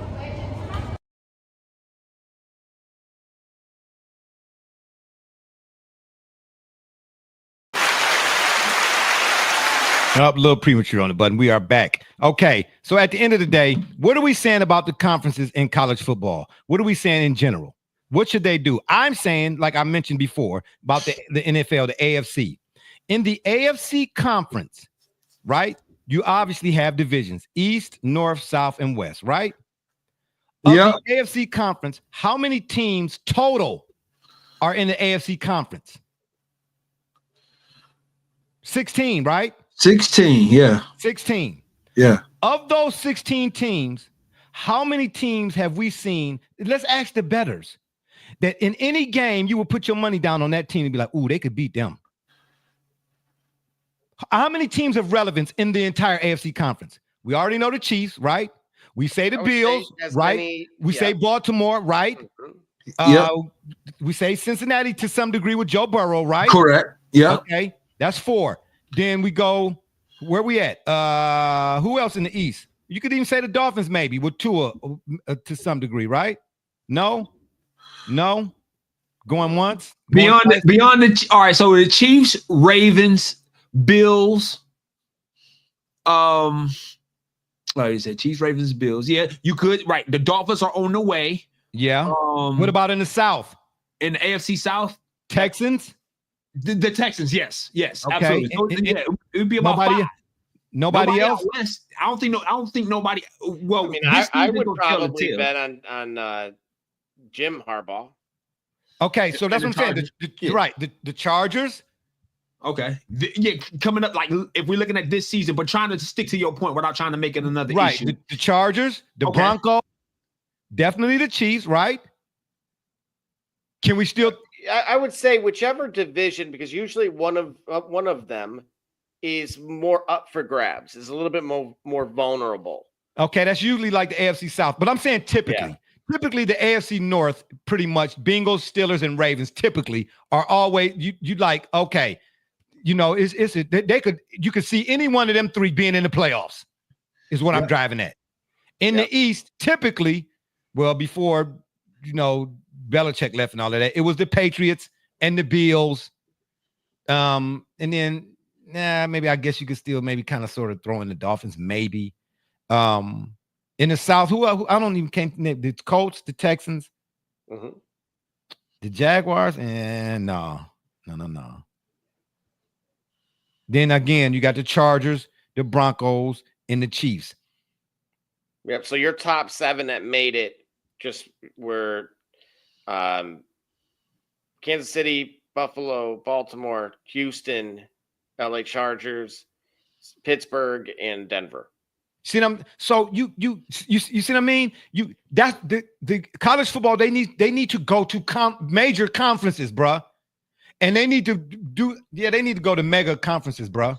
They need to read that. They should go to they should go East, South, Midwest, West. Hang on a second. Whoa. I'm gonna stop you both. I'm gonna absolutely stop you both. If you don't think the 10-7 Broncos or the Steelers wouldn't be the exact replica of Boise State, they wouldn't be. Yes, they wouldn't be. They wouldn't be. No the Steelers, for instance, listen. The Steelers in one particular year, they went in the playoffs as a wild card and won the Super Bowl. The Steelers, the pedigree from the Steelers is far more prominent than the pedigree of the Boise State. You listen, Ben Roethlisberger at one point in time. I'm talking about last season. Were you taking them serious last year? Hey, listen, I'm telling you like this. Or were you talking about Ashton Genty? Well, I'm telling you like this. Mike Tomlin made the playoffs the year before, or was it before he got Justin Fields and Russell? He made the playoffs with Gully. Look how he brought up the history, what they did 60 years ago. That's not 60 years ago. What are you talking about? Mike Tomlin been in the playoffs every year since he's been as a coach. What are you talking about? That's right. And what have they been saying about him with doing that? Well, I can't speak for them or they because this is May. I can't say except for what I say. That's why I'm pointing out here. You are doing the exact opposite of what you just said you hated about college football. I don't hate anything about college football except the fact that people keep talking about the SEC and the Big Ten like they big dogs. They're not big dogs no more. But not. Who is dethroning said big dogs? Yeah, it's interesting you asked that question, Double J, of you of all people on this panel. What do you mean? Who's dethroning? Well, that's why I'm suggesting they're vulnerable. I'm not disagreeing with his point. But that's why I keep reiterating. It's not even about dethroning them. Did Alabama make the playoffs last year? No. So who dethroned them last year? Somebody in their own conference. Okay, who was it? You said it wasn't dominance. Was it Vanderbilt? They beat them. Was Georgia in it last year? Yes. Oh, Georgia made it. Who beat Georgia? Georgia almost. Oh no, they almost lost to Georgia Tech. Notre Dame did. Oh, right. Notre Dame. Oh, okay. Well, yeah, there you had that. Notre Dame. And they just got 3 5-stars. So now you're crowning the Golden Domers now? No, I'm not. No. What I'm saying call you the Pope over here pretty soon. No, what I'm saying to you is, and let me get the Detroit fan, man. Let me get to his comment. He said maybe that fantasy college salary cap would make this feel more comparable. When only a few teams have real money, maybe you got to look at this like baseball. Okay. I can live with that. I just don't see the dominance like that. That whole conference dominance. I think they need to do away with it. too much of the college football landscape has changed in too many other areas. But they're still holding on to this SEC. Look, the SEC people are going to say that. Now, I'll tell you what, the SEC people might got more boosters. Okay, Ohio State, SEC. I mean, the Big Ten, the SEC got more boosters than everybody else in the country. Now, So does that make them better? No, that makes the boosters better. Okay, the boosters. No, they ain't on the field. I'm talking about on the field. Wait a minute. SMU raised a lot of money. There was yeah. Well, Eric Dickerson and Craig James, the Pony Express got the death penalty. So I'm just saying. No, but they raised over 120 million for that program in 24 hours. So if they did that, hey, and this is why, to your point, Barbershop Jay, I thought you would be hailing in rah-rahing this. That yes, great. We don't have the dominant top to bottom conference anymore, because what changed it? They had to ante up in that now the SMUs have come alive. Now the Sacramento States that sound like a creative team are here. It does. Well, Sacramento State. I mean, no, come on now. Come on. They just got a 4-star kid. No. I'm not writing them off because yeah, somebody wrote him a check. Okay, but we talking about on the field though. Okay, that's like saying. Okay, but I'll tell you what. I'm gonna do. I'm gonna go get one of them Texas high school teams, and I'm gonna put them up against anybody in the SEC and the Big Ten, and I'll take my chances. Matter of fact, I'll take my chances with Mount Union beating the SEC or a Big Ten team right now today. All right, see, it's been fun, y'all. But we got to run. Check us out on. I'm taking Mount Union. Where my Mount Union people at? Shout out to my Mount Union people. Absolutely, yeah, because Mount Union ain't Mount Union ain't the team they used to be. Yeah, they not. I'm not, but I'm saying to you, Mount Union, we weren't talking about Mount Union being a conference being dominant when they was winning national championships. Okay. Yeah, give me matter of fact, give me, that's right. Give me London Fletcher. Just give me London Fletcher by itself. He could beat the whole SEC right now today. Today's case of jumping out the tree. Yeah, well, I'm just trying to tell you. Anyway, like Dion said, in addition to what Dion said, he also had to say the NFL, the rules, college football rules should mirror the NFL's. Like, for instance, and I never understood this. Like Devin Booker, we don't do open runs and we don't do double teams open runs. How do you, if you know that you're going to, even though he was already in the league, but in the case of college football players going to the NFL, how do you prepare for the top level if you're not preparing for the top level? That 1 foot in, a lot of receivers have trouble making that adjustment when they get to the NFL. Right. And so hold on. To me, so make the rules mirror. So the guys that do it in the college, you know that you need to draft them. It's easy to see. Yeah, but how many do that? Oh, it's a couple of them that have the wherewithal to understand at the pro level, I can do this with two. Yeah, but when you see a player who don't have to listen, when you see a player who don't have to do it but does it, you know to draft them. Okay, let me ask you this. He's from Boise State or San Diego City College. Let me ask you this. Let's say in any given draft, like, most of the time in the NFL draft, the quarterbacks obviously are always going to get all the mention, right? But you hear some of the draft putniks talk about this is a wide receiver heavy draft, or this is a defensive back heavy draft, right? Type of deal, right? Mm-hmm. So let's just say in any given draft that there are 10 wide receiver prospects that they could go first round, early second round. I mean, they just like, ooh, but 1 out of the 10, here we go again. Okay. It's got the wherewithal to put 2 feet in, but the other 9 don't.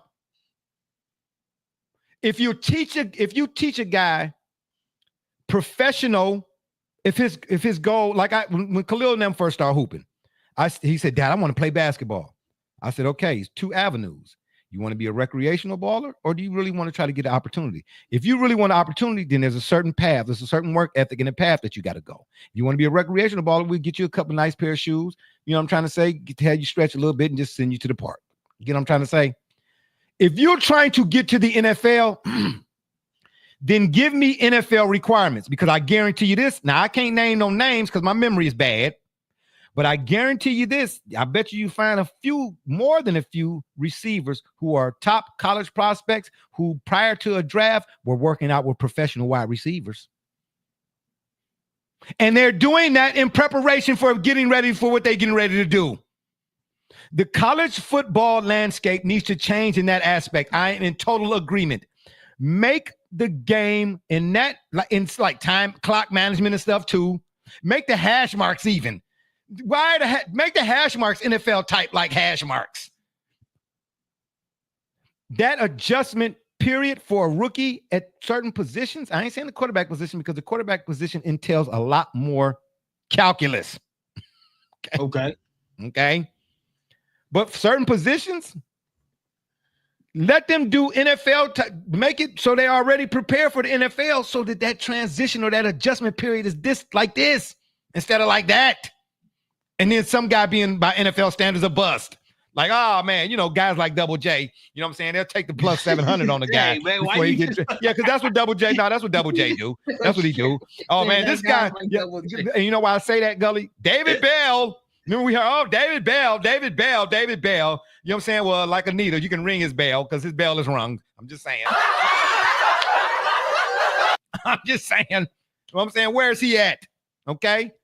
Very rarely do you get the Megatrons. Huh? Yeah. Or the Josh Gordons. Or the Larry Fitzgeralds. But if you go look at Megatron at Georgia Tech and go look at Larry Fitzgerald at Pitt, and I forget where Josh Gordon went. Go look at they were, if I remember correctly, pro style offenses.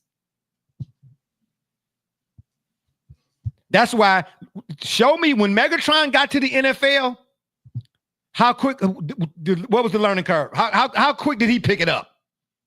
Because he had already been doing it. Chris Carter, for instance.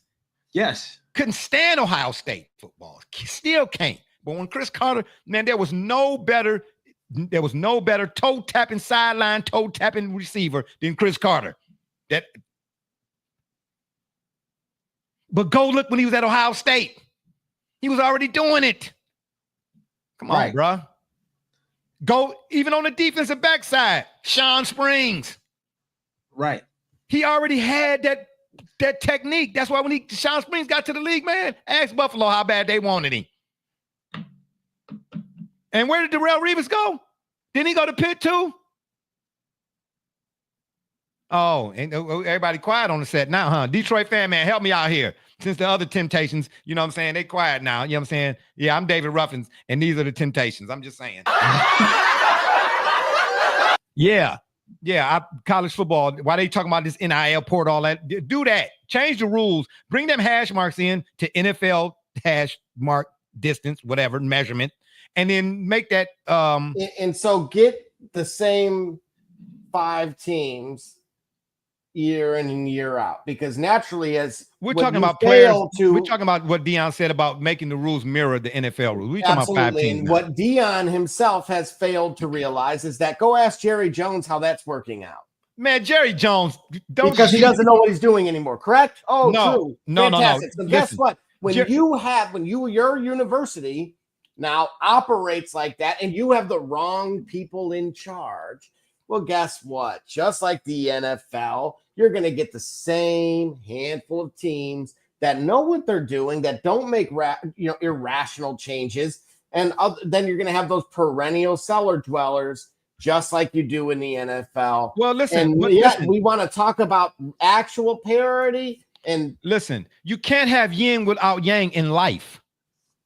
You can't have good without bad. Here you're talking about balance.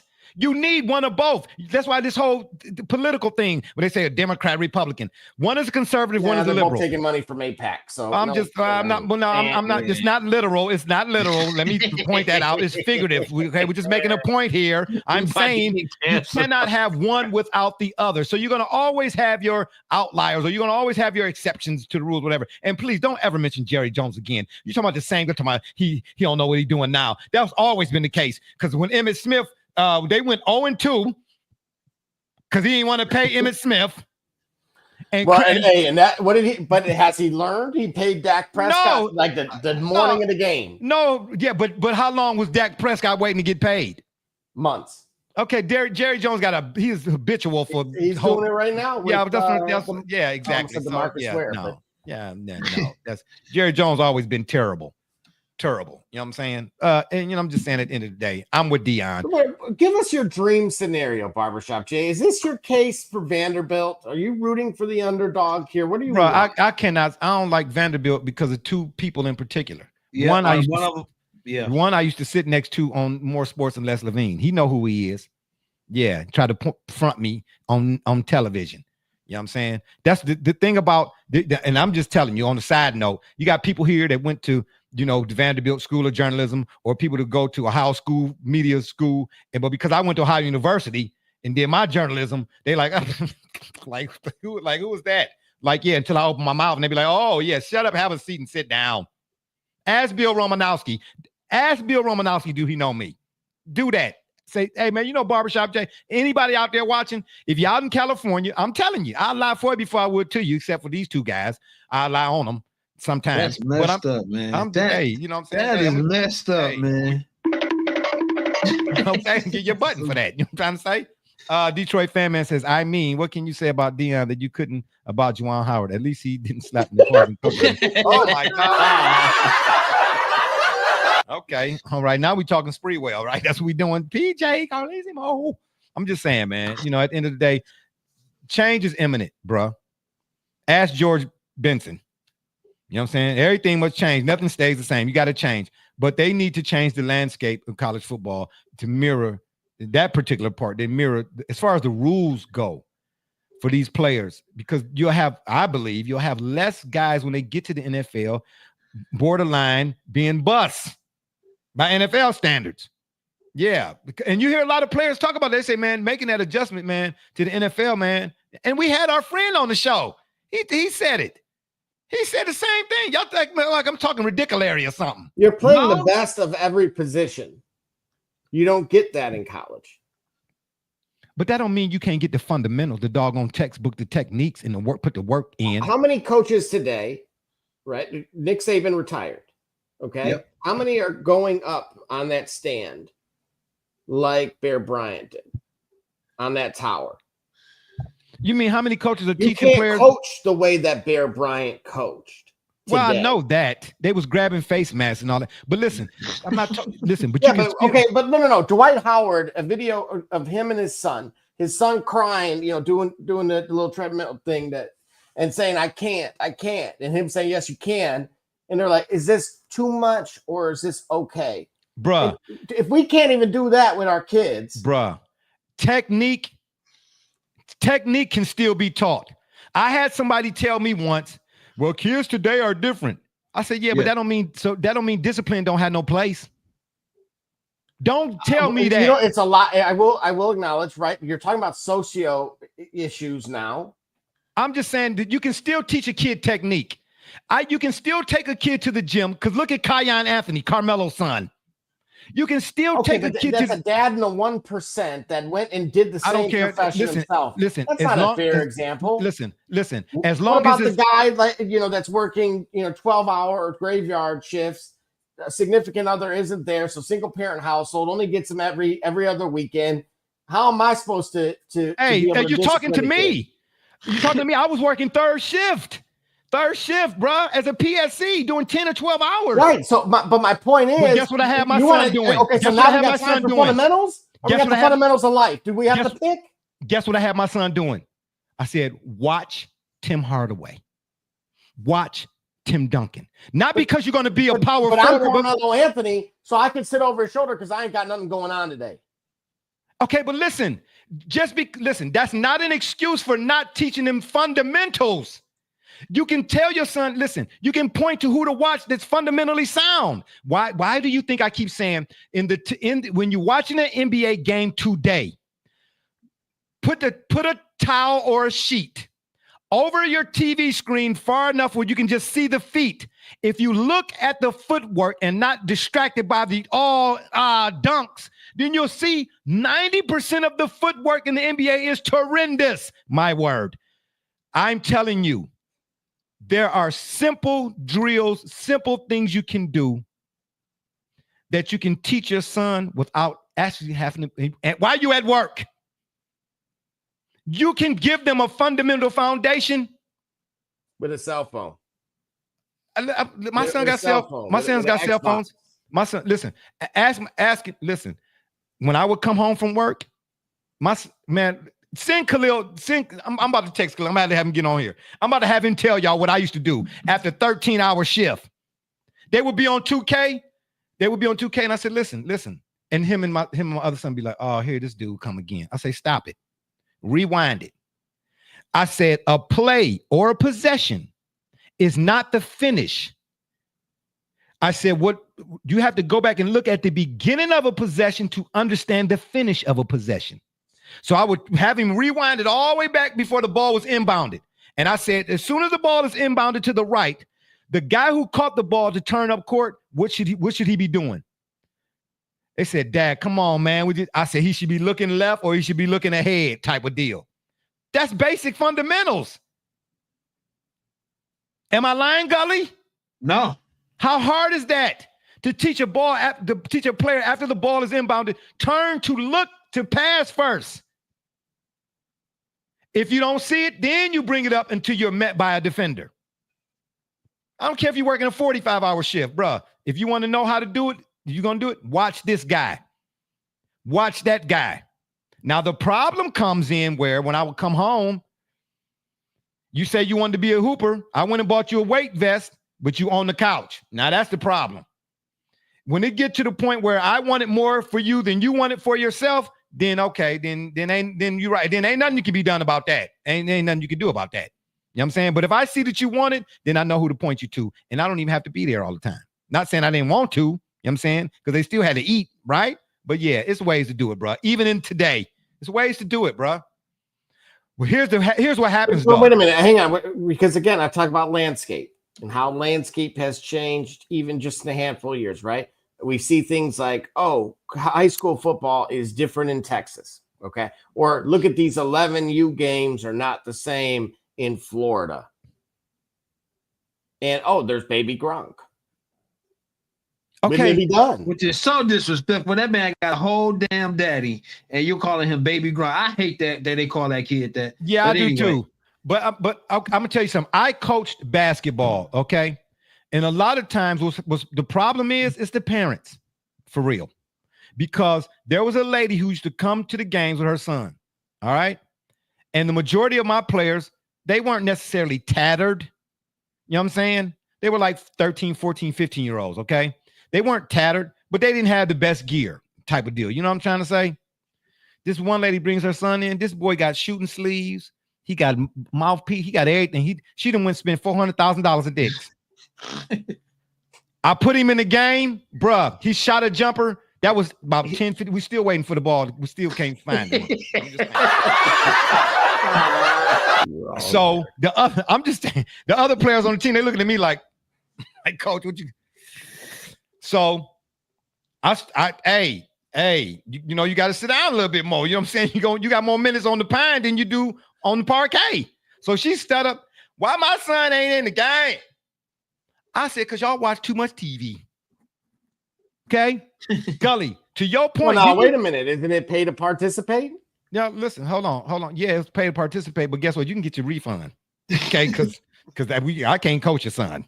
I'm just saying. Well, now, wait a minute, Mr. Development. It's about development, not wins, right? Listen, but part of the development is what? Homework. Hey, as much grief as he's given the whole AAU circuit. Look at part of development. Like Globetrotters. Part of development. Games. Part of development. If you got if that kid got all the gear that his mama in the game, if that kid come in looking, I know it's unique for you, but if that kid coming in like it was his birthday or Christmas, and you can tell he ain't spit, and when you go shoot a jump shot, he like, what is that? Then nah, bro. Listen, that's what I'm trying to tell you. That's what I'm trying, because part of development is homework. Now, hold on. But real talk. Okay, Megan got kicked out of a youth soccer game because when I was coaching, they said my kid was always in the game. My kid he didn't even have his cleats on, He was over on the other field kicking a ball. He's lucky. He would have got hit with a cleat if I'd have saw it, but he was nowhere to be found. The guy's complaining about me that his kid's not in the game, but his kid couldn't put together a combination pass either. So again, whose fault is it? I know you're blaming the parents. I'm talking about the parents. Okay, but it's not the coach's responsibility then. No. The coach's responsibility, and this is what I've been trying to say for the longest. A coach is just like a teacher in high school or in school.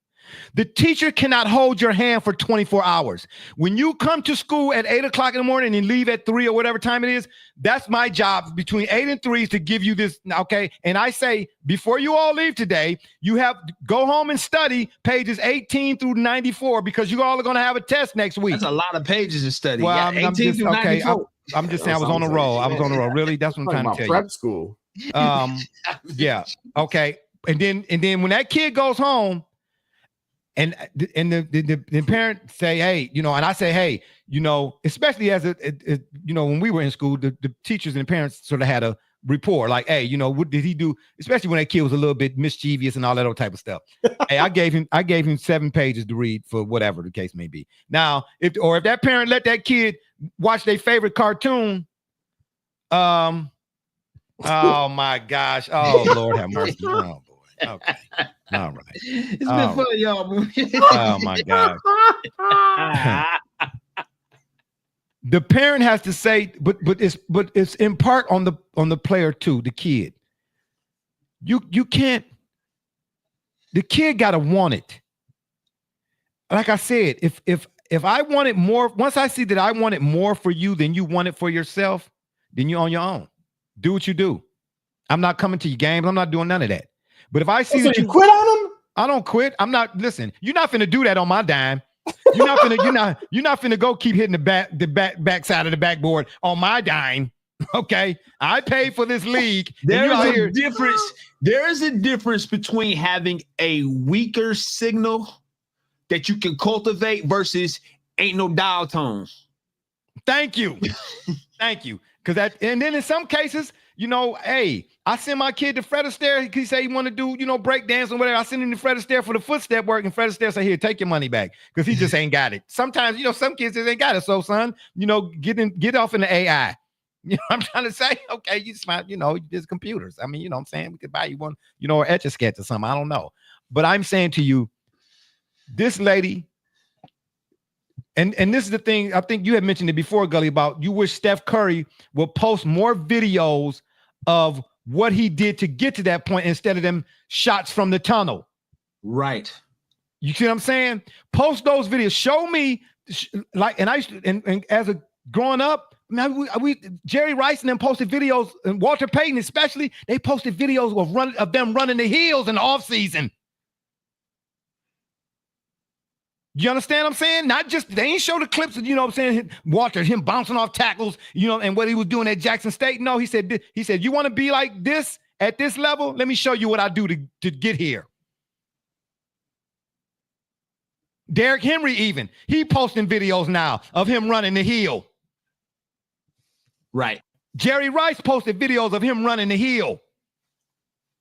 Ray Lewis posted videos. He said, man, when that whole thing with him and Eddie George, he said, man, I was working out, I wasn't even thinking about the team. It was one dude. You know what I'm saying? It was me and him. And when you got 2 lines, okay, so I'm just saying, bro. I'm just saying. Fundamentals can still be taught even in 2025. They can be. Folks are just too lazy to do them. But you gave an example of the NBA, meaning in spite of every bit of what you just said, people are still making it to the highest level. You know why? Because of what those people who are procuring them or picking them are looking at. They looking at, he's 6'10". Look, I'm not disagreeing with this, because I look at the United States soccer game currently, and I said I knew exactly how they were going to lose, because I watched 4 games, including that one, 3 of which the night before. All of them were in similar circumstances. All of them did the exact same thing. It was not a copycat league. That's what we're being told to do. And all it is we want to have the tallest center backs that are possible. Right. And then we want to have they kill creativity. It's but wait a minute. Here's this decision, that decision. That's it. What you actually need, if you go look at how the United States scored, Mr. Footwork, you would see that Diego Luna went and had individual brilliance, carving people up and then shooting. You go look at real kind of tiki-taka. Yes, it's quick movement, but they're freestyling. Okay, so let me ask you this then. Let's go to the other end of the spectrum. The stuff that happened with Cam Newton here recently at his camp. When the other team, supposedly coached by Geno Smith, or Geno Smith got something to do with the other team. I don't know what the name of the team or nothing like that was. The Geno Smith team, or the team he was affiliated with, took Cam Newton's jersey and stumped on it and all that and drug it in the end zone and did all that old type of stuff. Who's responsible for that?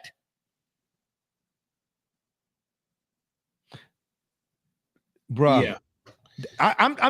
Wait a minute.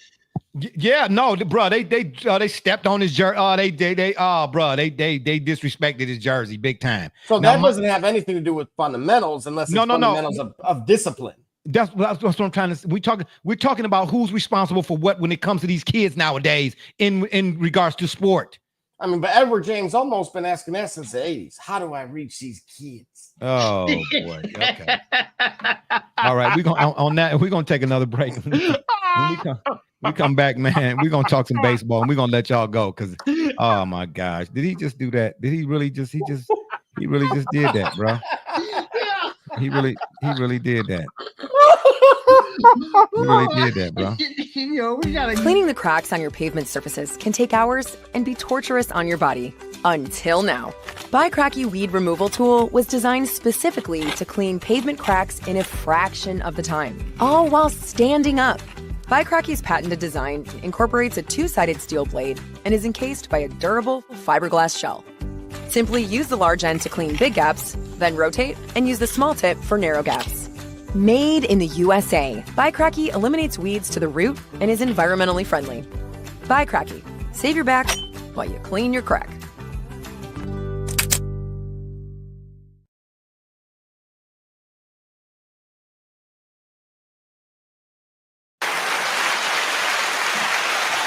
All right, we are back. I appreciate you all for staying here with us this long. You see how we do what we do. Yeah, right. It's kind of right. Yeah, right. Detroit man. I'm gonna give you a game. Yeah, exactly. Oh my God. Yeah. Again, we appreciate everybody that didn't stay with us, that tuned in, man. I know we got a little long in the tooth here.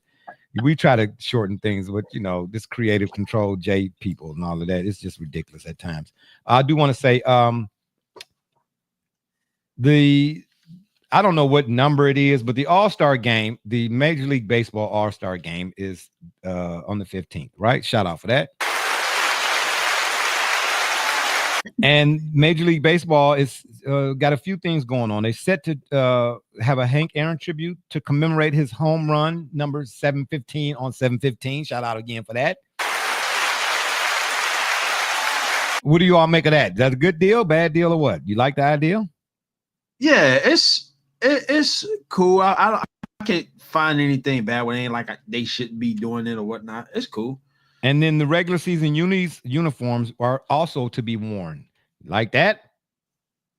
The regular season uniforms. What you mean? Yeah, So each team wear their own. Right. Yeah. I like that. I mean, that's pretty slick. They did that some years ago. Oh no, so I guess with like the NL will be in there in whites and the AL will be in like the visitor uniform, something like that. If I'm reading that correctly, I'm thinking like if the Toronto Blue Jay, whoever is representing Toronto Blue Jays is going to be wearing the Blue Jays uniform. Whoever representing the Guardians, I doubt it. I don't even know if a Guardian made it.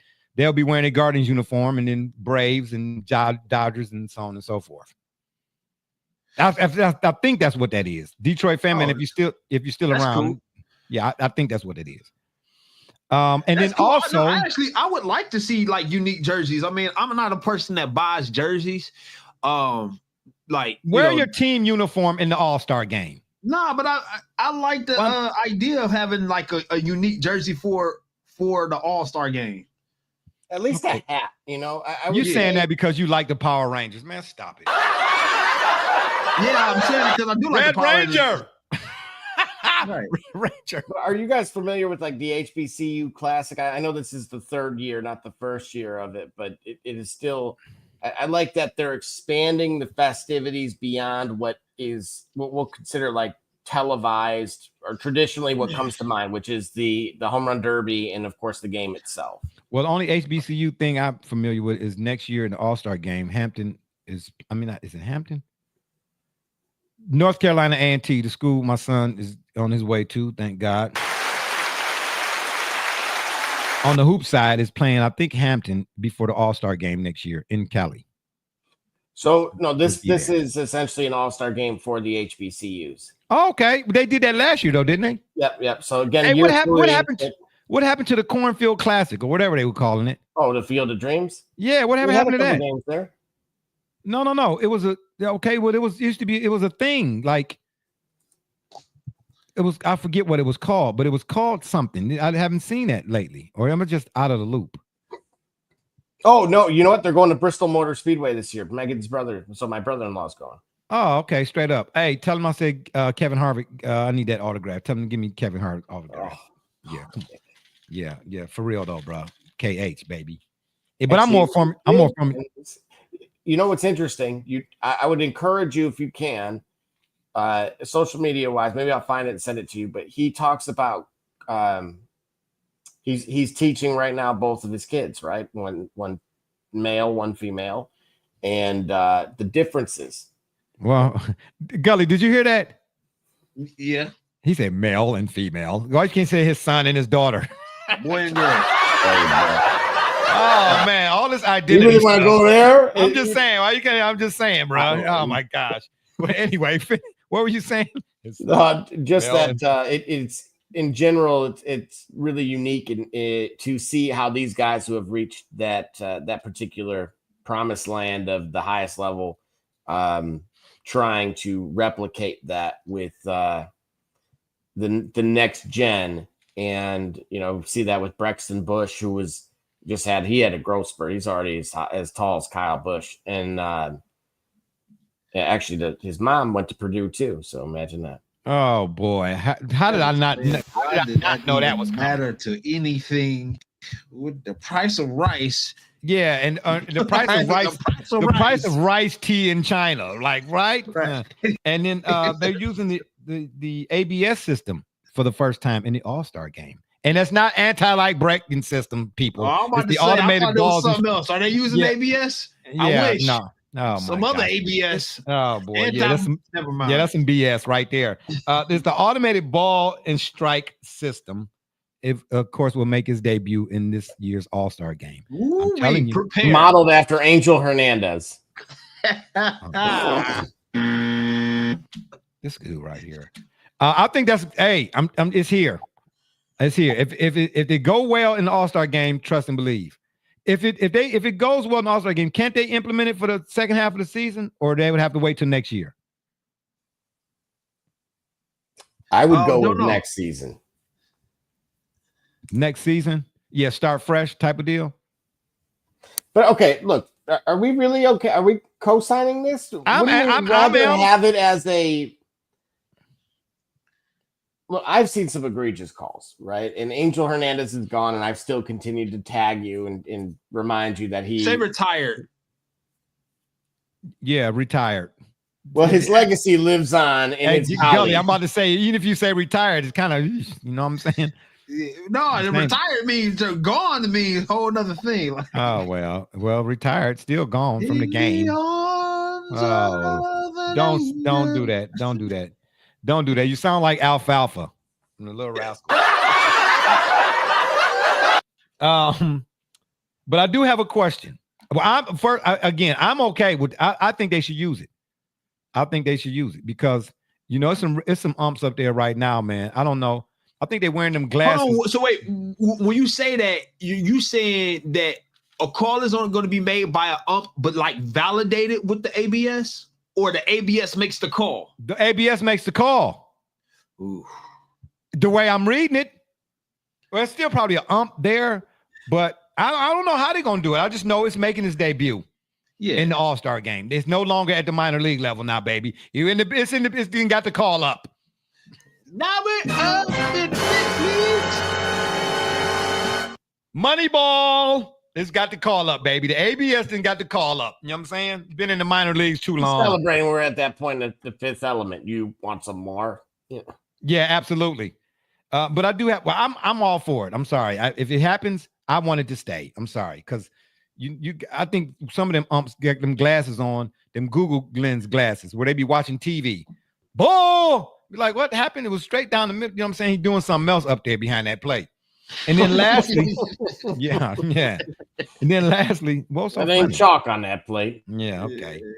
And then lastly, which is most indicative of the term world champion? World Series or World Baseball Classic? Oh my God. Oh my God. I just want to know. I'm gonna tell you. World Baseball Classic. Absolutely. You said that too fast. There's no contention. Yeah, you said that. But wait, Baseball both Classic. have players from around the world. That's why I asked the question. Yes, I said, which is more indicative of world champion? And has the World evidence Series or the World Baseball Classic? Evidence by the consistency at which international teams win the World Baseball Classic. It's more indicative. The big, however, the difference from the NBA. You said the big, however, like the Big Lebowski or something. Because it is. The big, however, is at the risk of contradiction. The best concentration of the best basketball players reside in the National Basketball Association. Time out. Is that not true statement applicable to Major League Baseball? No, I just told you it's not. How is it not? Okay, first of all, so what you're saying is E equals MC squared. What's the square root of 95? I said consistently, international teams win the World Baseball Classic. The best athletes that play basketball, by and large, go to the National Basketball Association, which is the reason why guys who are the 6th, 7th, and 8th man on NBA teams can lead international teams to world championships. Okay, well, guess what? I love your explanation, but the lie detector test determined that was a lie. Based off of what? Because what's more indicative of world champion? I just World told you. Series or World Baseball Classic? We're not talking about the NBA. No, that's why I brought it up. I just qualified the statement. In international play, of international teams more consistently have won head-to-head matchups against United States teams, right? Left. Is that not correct? What teams Over usually what win? period of time? You the one brought it up. So I think you're trying to portray. He's trying to skew it this way. No, it's not a skew. Which is, it is the fact that 100%. It's not being skewed. It's a Paul Skeens. It's a Paul Skeens type skew. Hold on. It's the same as. Okay, so it's the same as American football, North American football. If you have an international game or cricket, no North American football. What's North American football? All right, you know what? In the NFL, show. If you don't know what I'm talking about, then end the show. Then. Okay, I'm not going to end the show. I want you to end it. All right.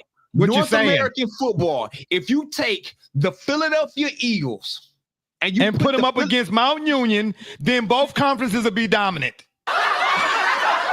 If you put the Philadelphia Eagles against the Germany football team, the German national football team, who do you think is likely to win that sport, that game?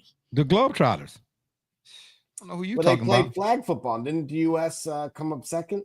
I didn't say flag football. I said North American football. We don't watch flag football. There wasn't no Super Bowl of flag football. There is no global game for. I mean, there Why barely isn't there? I watched NFL Europe. Well, there's not enough interest. Right. So when you watch the NFL Europe, that class of football, did you think it compared to the NFL? Yeah, Canadian because Football League. Because there was NFL players on them teams. Do you think the Toronto Argonauts can compete against the Philadelphia Eagles? I know Warren Moon did. Okay. Do you think the Toronto Argonauts can compete against the Philadelphia Eagles right now this season? Listen, Okay. based on what yes, I do, because what you said before. You think they can win? You really think they can win? Yes, because there were American players that played on Canadian teams. You think they could win? Yeah, I do. If you think that the foreign players playing on American teams here could be considered world champions, then I think American players playing in foreign whose teams. rules are we playing by? Because that's your difference. Let's do this. Let's do this then. Are they going to have a running start for like exactly? Okay, so is Joker among the best players representative of his country? Absolutely.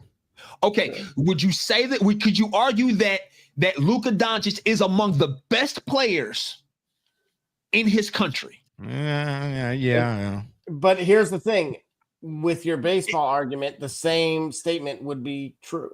No. Okay, so let me ask you this: if you put, hold on, there's nobody you're going to find in the MLB that would not be capable of being on the World Baseball Classic roster. Hold on. So Hideki Matsui came over here and he dominated. So did Ichiro Suzuki. So did Yu Darvish. So did what's my man name? Hideo Nomo. Shohei Ohtani. But what about the American players? What about the American players who have gone over there and dominated? So when those teams come in, when those teams that they play on in their international leagues, when they play against American teams, American board teams, do they usually win? Do American players that go overseas or go over to the other country, do they usually win? I said I know what you're saying, and I'm saying it on top of that. The best concentration of basketball players end up on NBA rosters.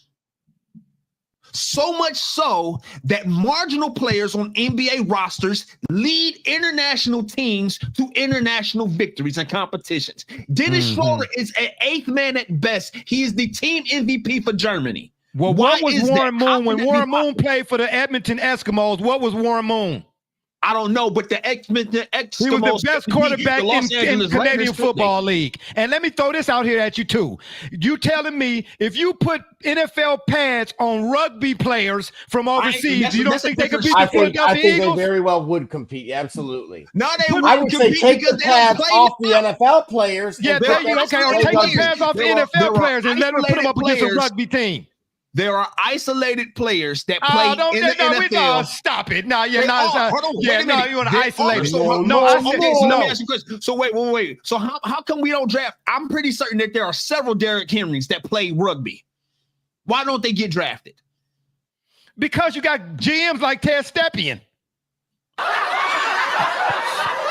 What the hell you talking about? That's the reason why I don't get drafted. For the same reason that the current GMs, like Andrew Berry, drafted Shadur Sanders but didn't want him.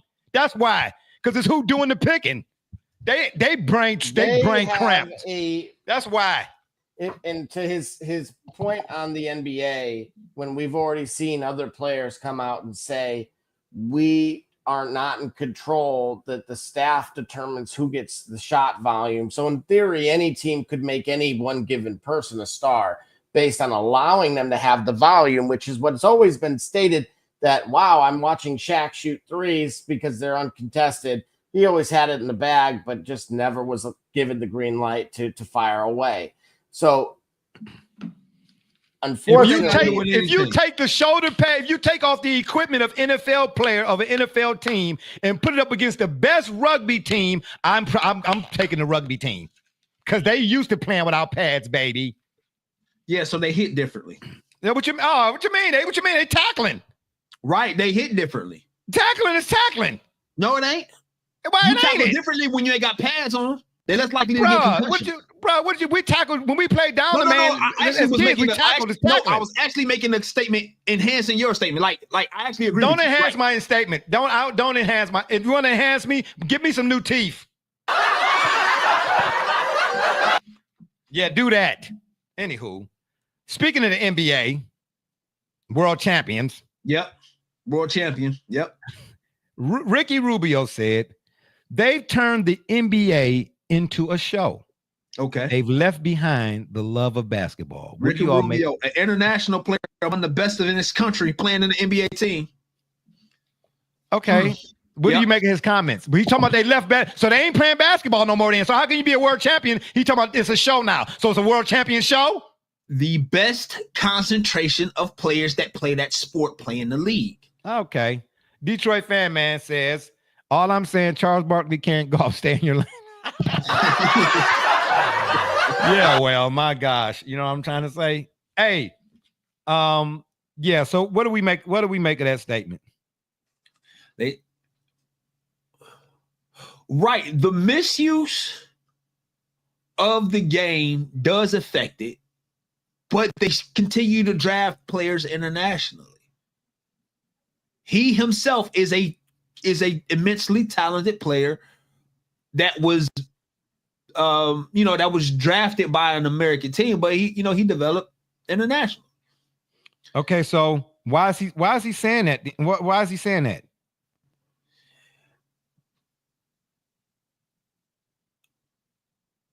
I think it's because the NBA is all right. I think analytics have gotten in the way, and so it's gotten in a way with how really y'all got to change the screen to show my blinds. I'm over here poor. Really? Oh, I told you to get a green screen, but you didn't want to put one up. I don't want to. Okay, well then people out there, I want them to know. Yeah, and then Double J over here switching scenes. This is what they're talking about right now. And you, as you were saying, Double J, did you get that? Did you get the text? Yes, I got it. Okay. I think he got it. Yeah. Okay. Which? Yeah. Don't put it up. Put it up in the studio because that's gonna be the last thing. Then we're gonna get out of here. But okay. But what are you saying here, Gully? Now finish your point there. Yeah, the NBA, they do things for analytics and they do things for ratings. I think they take talent and they misuse talent. When I say misuse talent, because they play for a certain level of entertainment and it betrays the true talent of the players that they have. So I still contend that the NBA still has the best concentration of talent, but when they get to the league, other things get into play that don't play effect internationally, and so it ruins it. But they still have the best talent. We go back to the Olympics. Who won the Olympics? America again. Yeah, but Spain won it a couple of times. A couple of bronze medals. Who led those teams when Americans lost on the international stage? Name the last time an American team lost on an international stage, and the team that won wasn't represented by an NBA player. Name the last time. But how much of that has to do with the either pay structure or wage discrepancies? We're now finally reaching a point where guys like Valanciunas, right, are saying, I made enough money. I'm going back home. They're going to pay me $36 million, and I'm essentially a state away at that point versus, an 8-hour plane ride. You got Durant working with PSG. I'm going to tell you this. This is where the NBA actually is, in my opinion, outside of the NHL, which has struggled already, which is why they're more on the fringe just within the United States as a whole. But within the big four right now, you saw the way that Live Golf came in and forced the hand of the PGA. Yep. The NBA, with Kevin Durant going and discussing and making deals with PSG, so Paris Saint-Germain's owner, that Sheik has some deep pockets. Yep. You get 7 teams. You get Sheikh Mansour from Manchester City involved, and you get just a handful of those guys. Look what the Saudi League did, and look what it did in the Club World Cup. And they've only been going after this thing for about 4 years. They did that in 4 years where they were already able to get to the knockout stage in the Club World Cup. Then tread lightly, rest of the world, especially if you're the NBA, because if your product is suffering domestically already, don't let those boys go overseas. Don't give me a reason to change the channel. Yeah. So, because Gully, at that point, if we want to give you the green light for now on that statement that yes, all the concentration of the best players is here, I actually believe potentially as early as the end of this decade, if not by the end of the next decade, we will see someone else potentially challenging for that title. That's fine. And you know what? My statement is internal. Yes, it's subject to change for sure. And I wouldn't be against it, or it wouldn't, where's our host? He left. He left. Talk about uncompetitive conferences. Too many NBA teams aren't competitive. Right. It's about what? 3 or 5 of them per conference. Hey, did y'all welcome Barbershop Jay back to the program? Yeah, but you see what happened? No, bruh. All of a sudden, my internet started acting up, and then boom, it crashed. It says site can't be reloaded. Sorry about that, y'all. Yeah, it's time to get out of here. Huh? We're on here. We're still live. I didn't touch nothing. My screen went blank. My internet thing popped up, and then boom. Next thing I know, it said this site can't be reached, and we were gone. That don't mean if y'all was still here, just keep talking. What you need me for? Anywho, not the first time I've heard we're gonna live golf the NBA.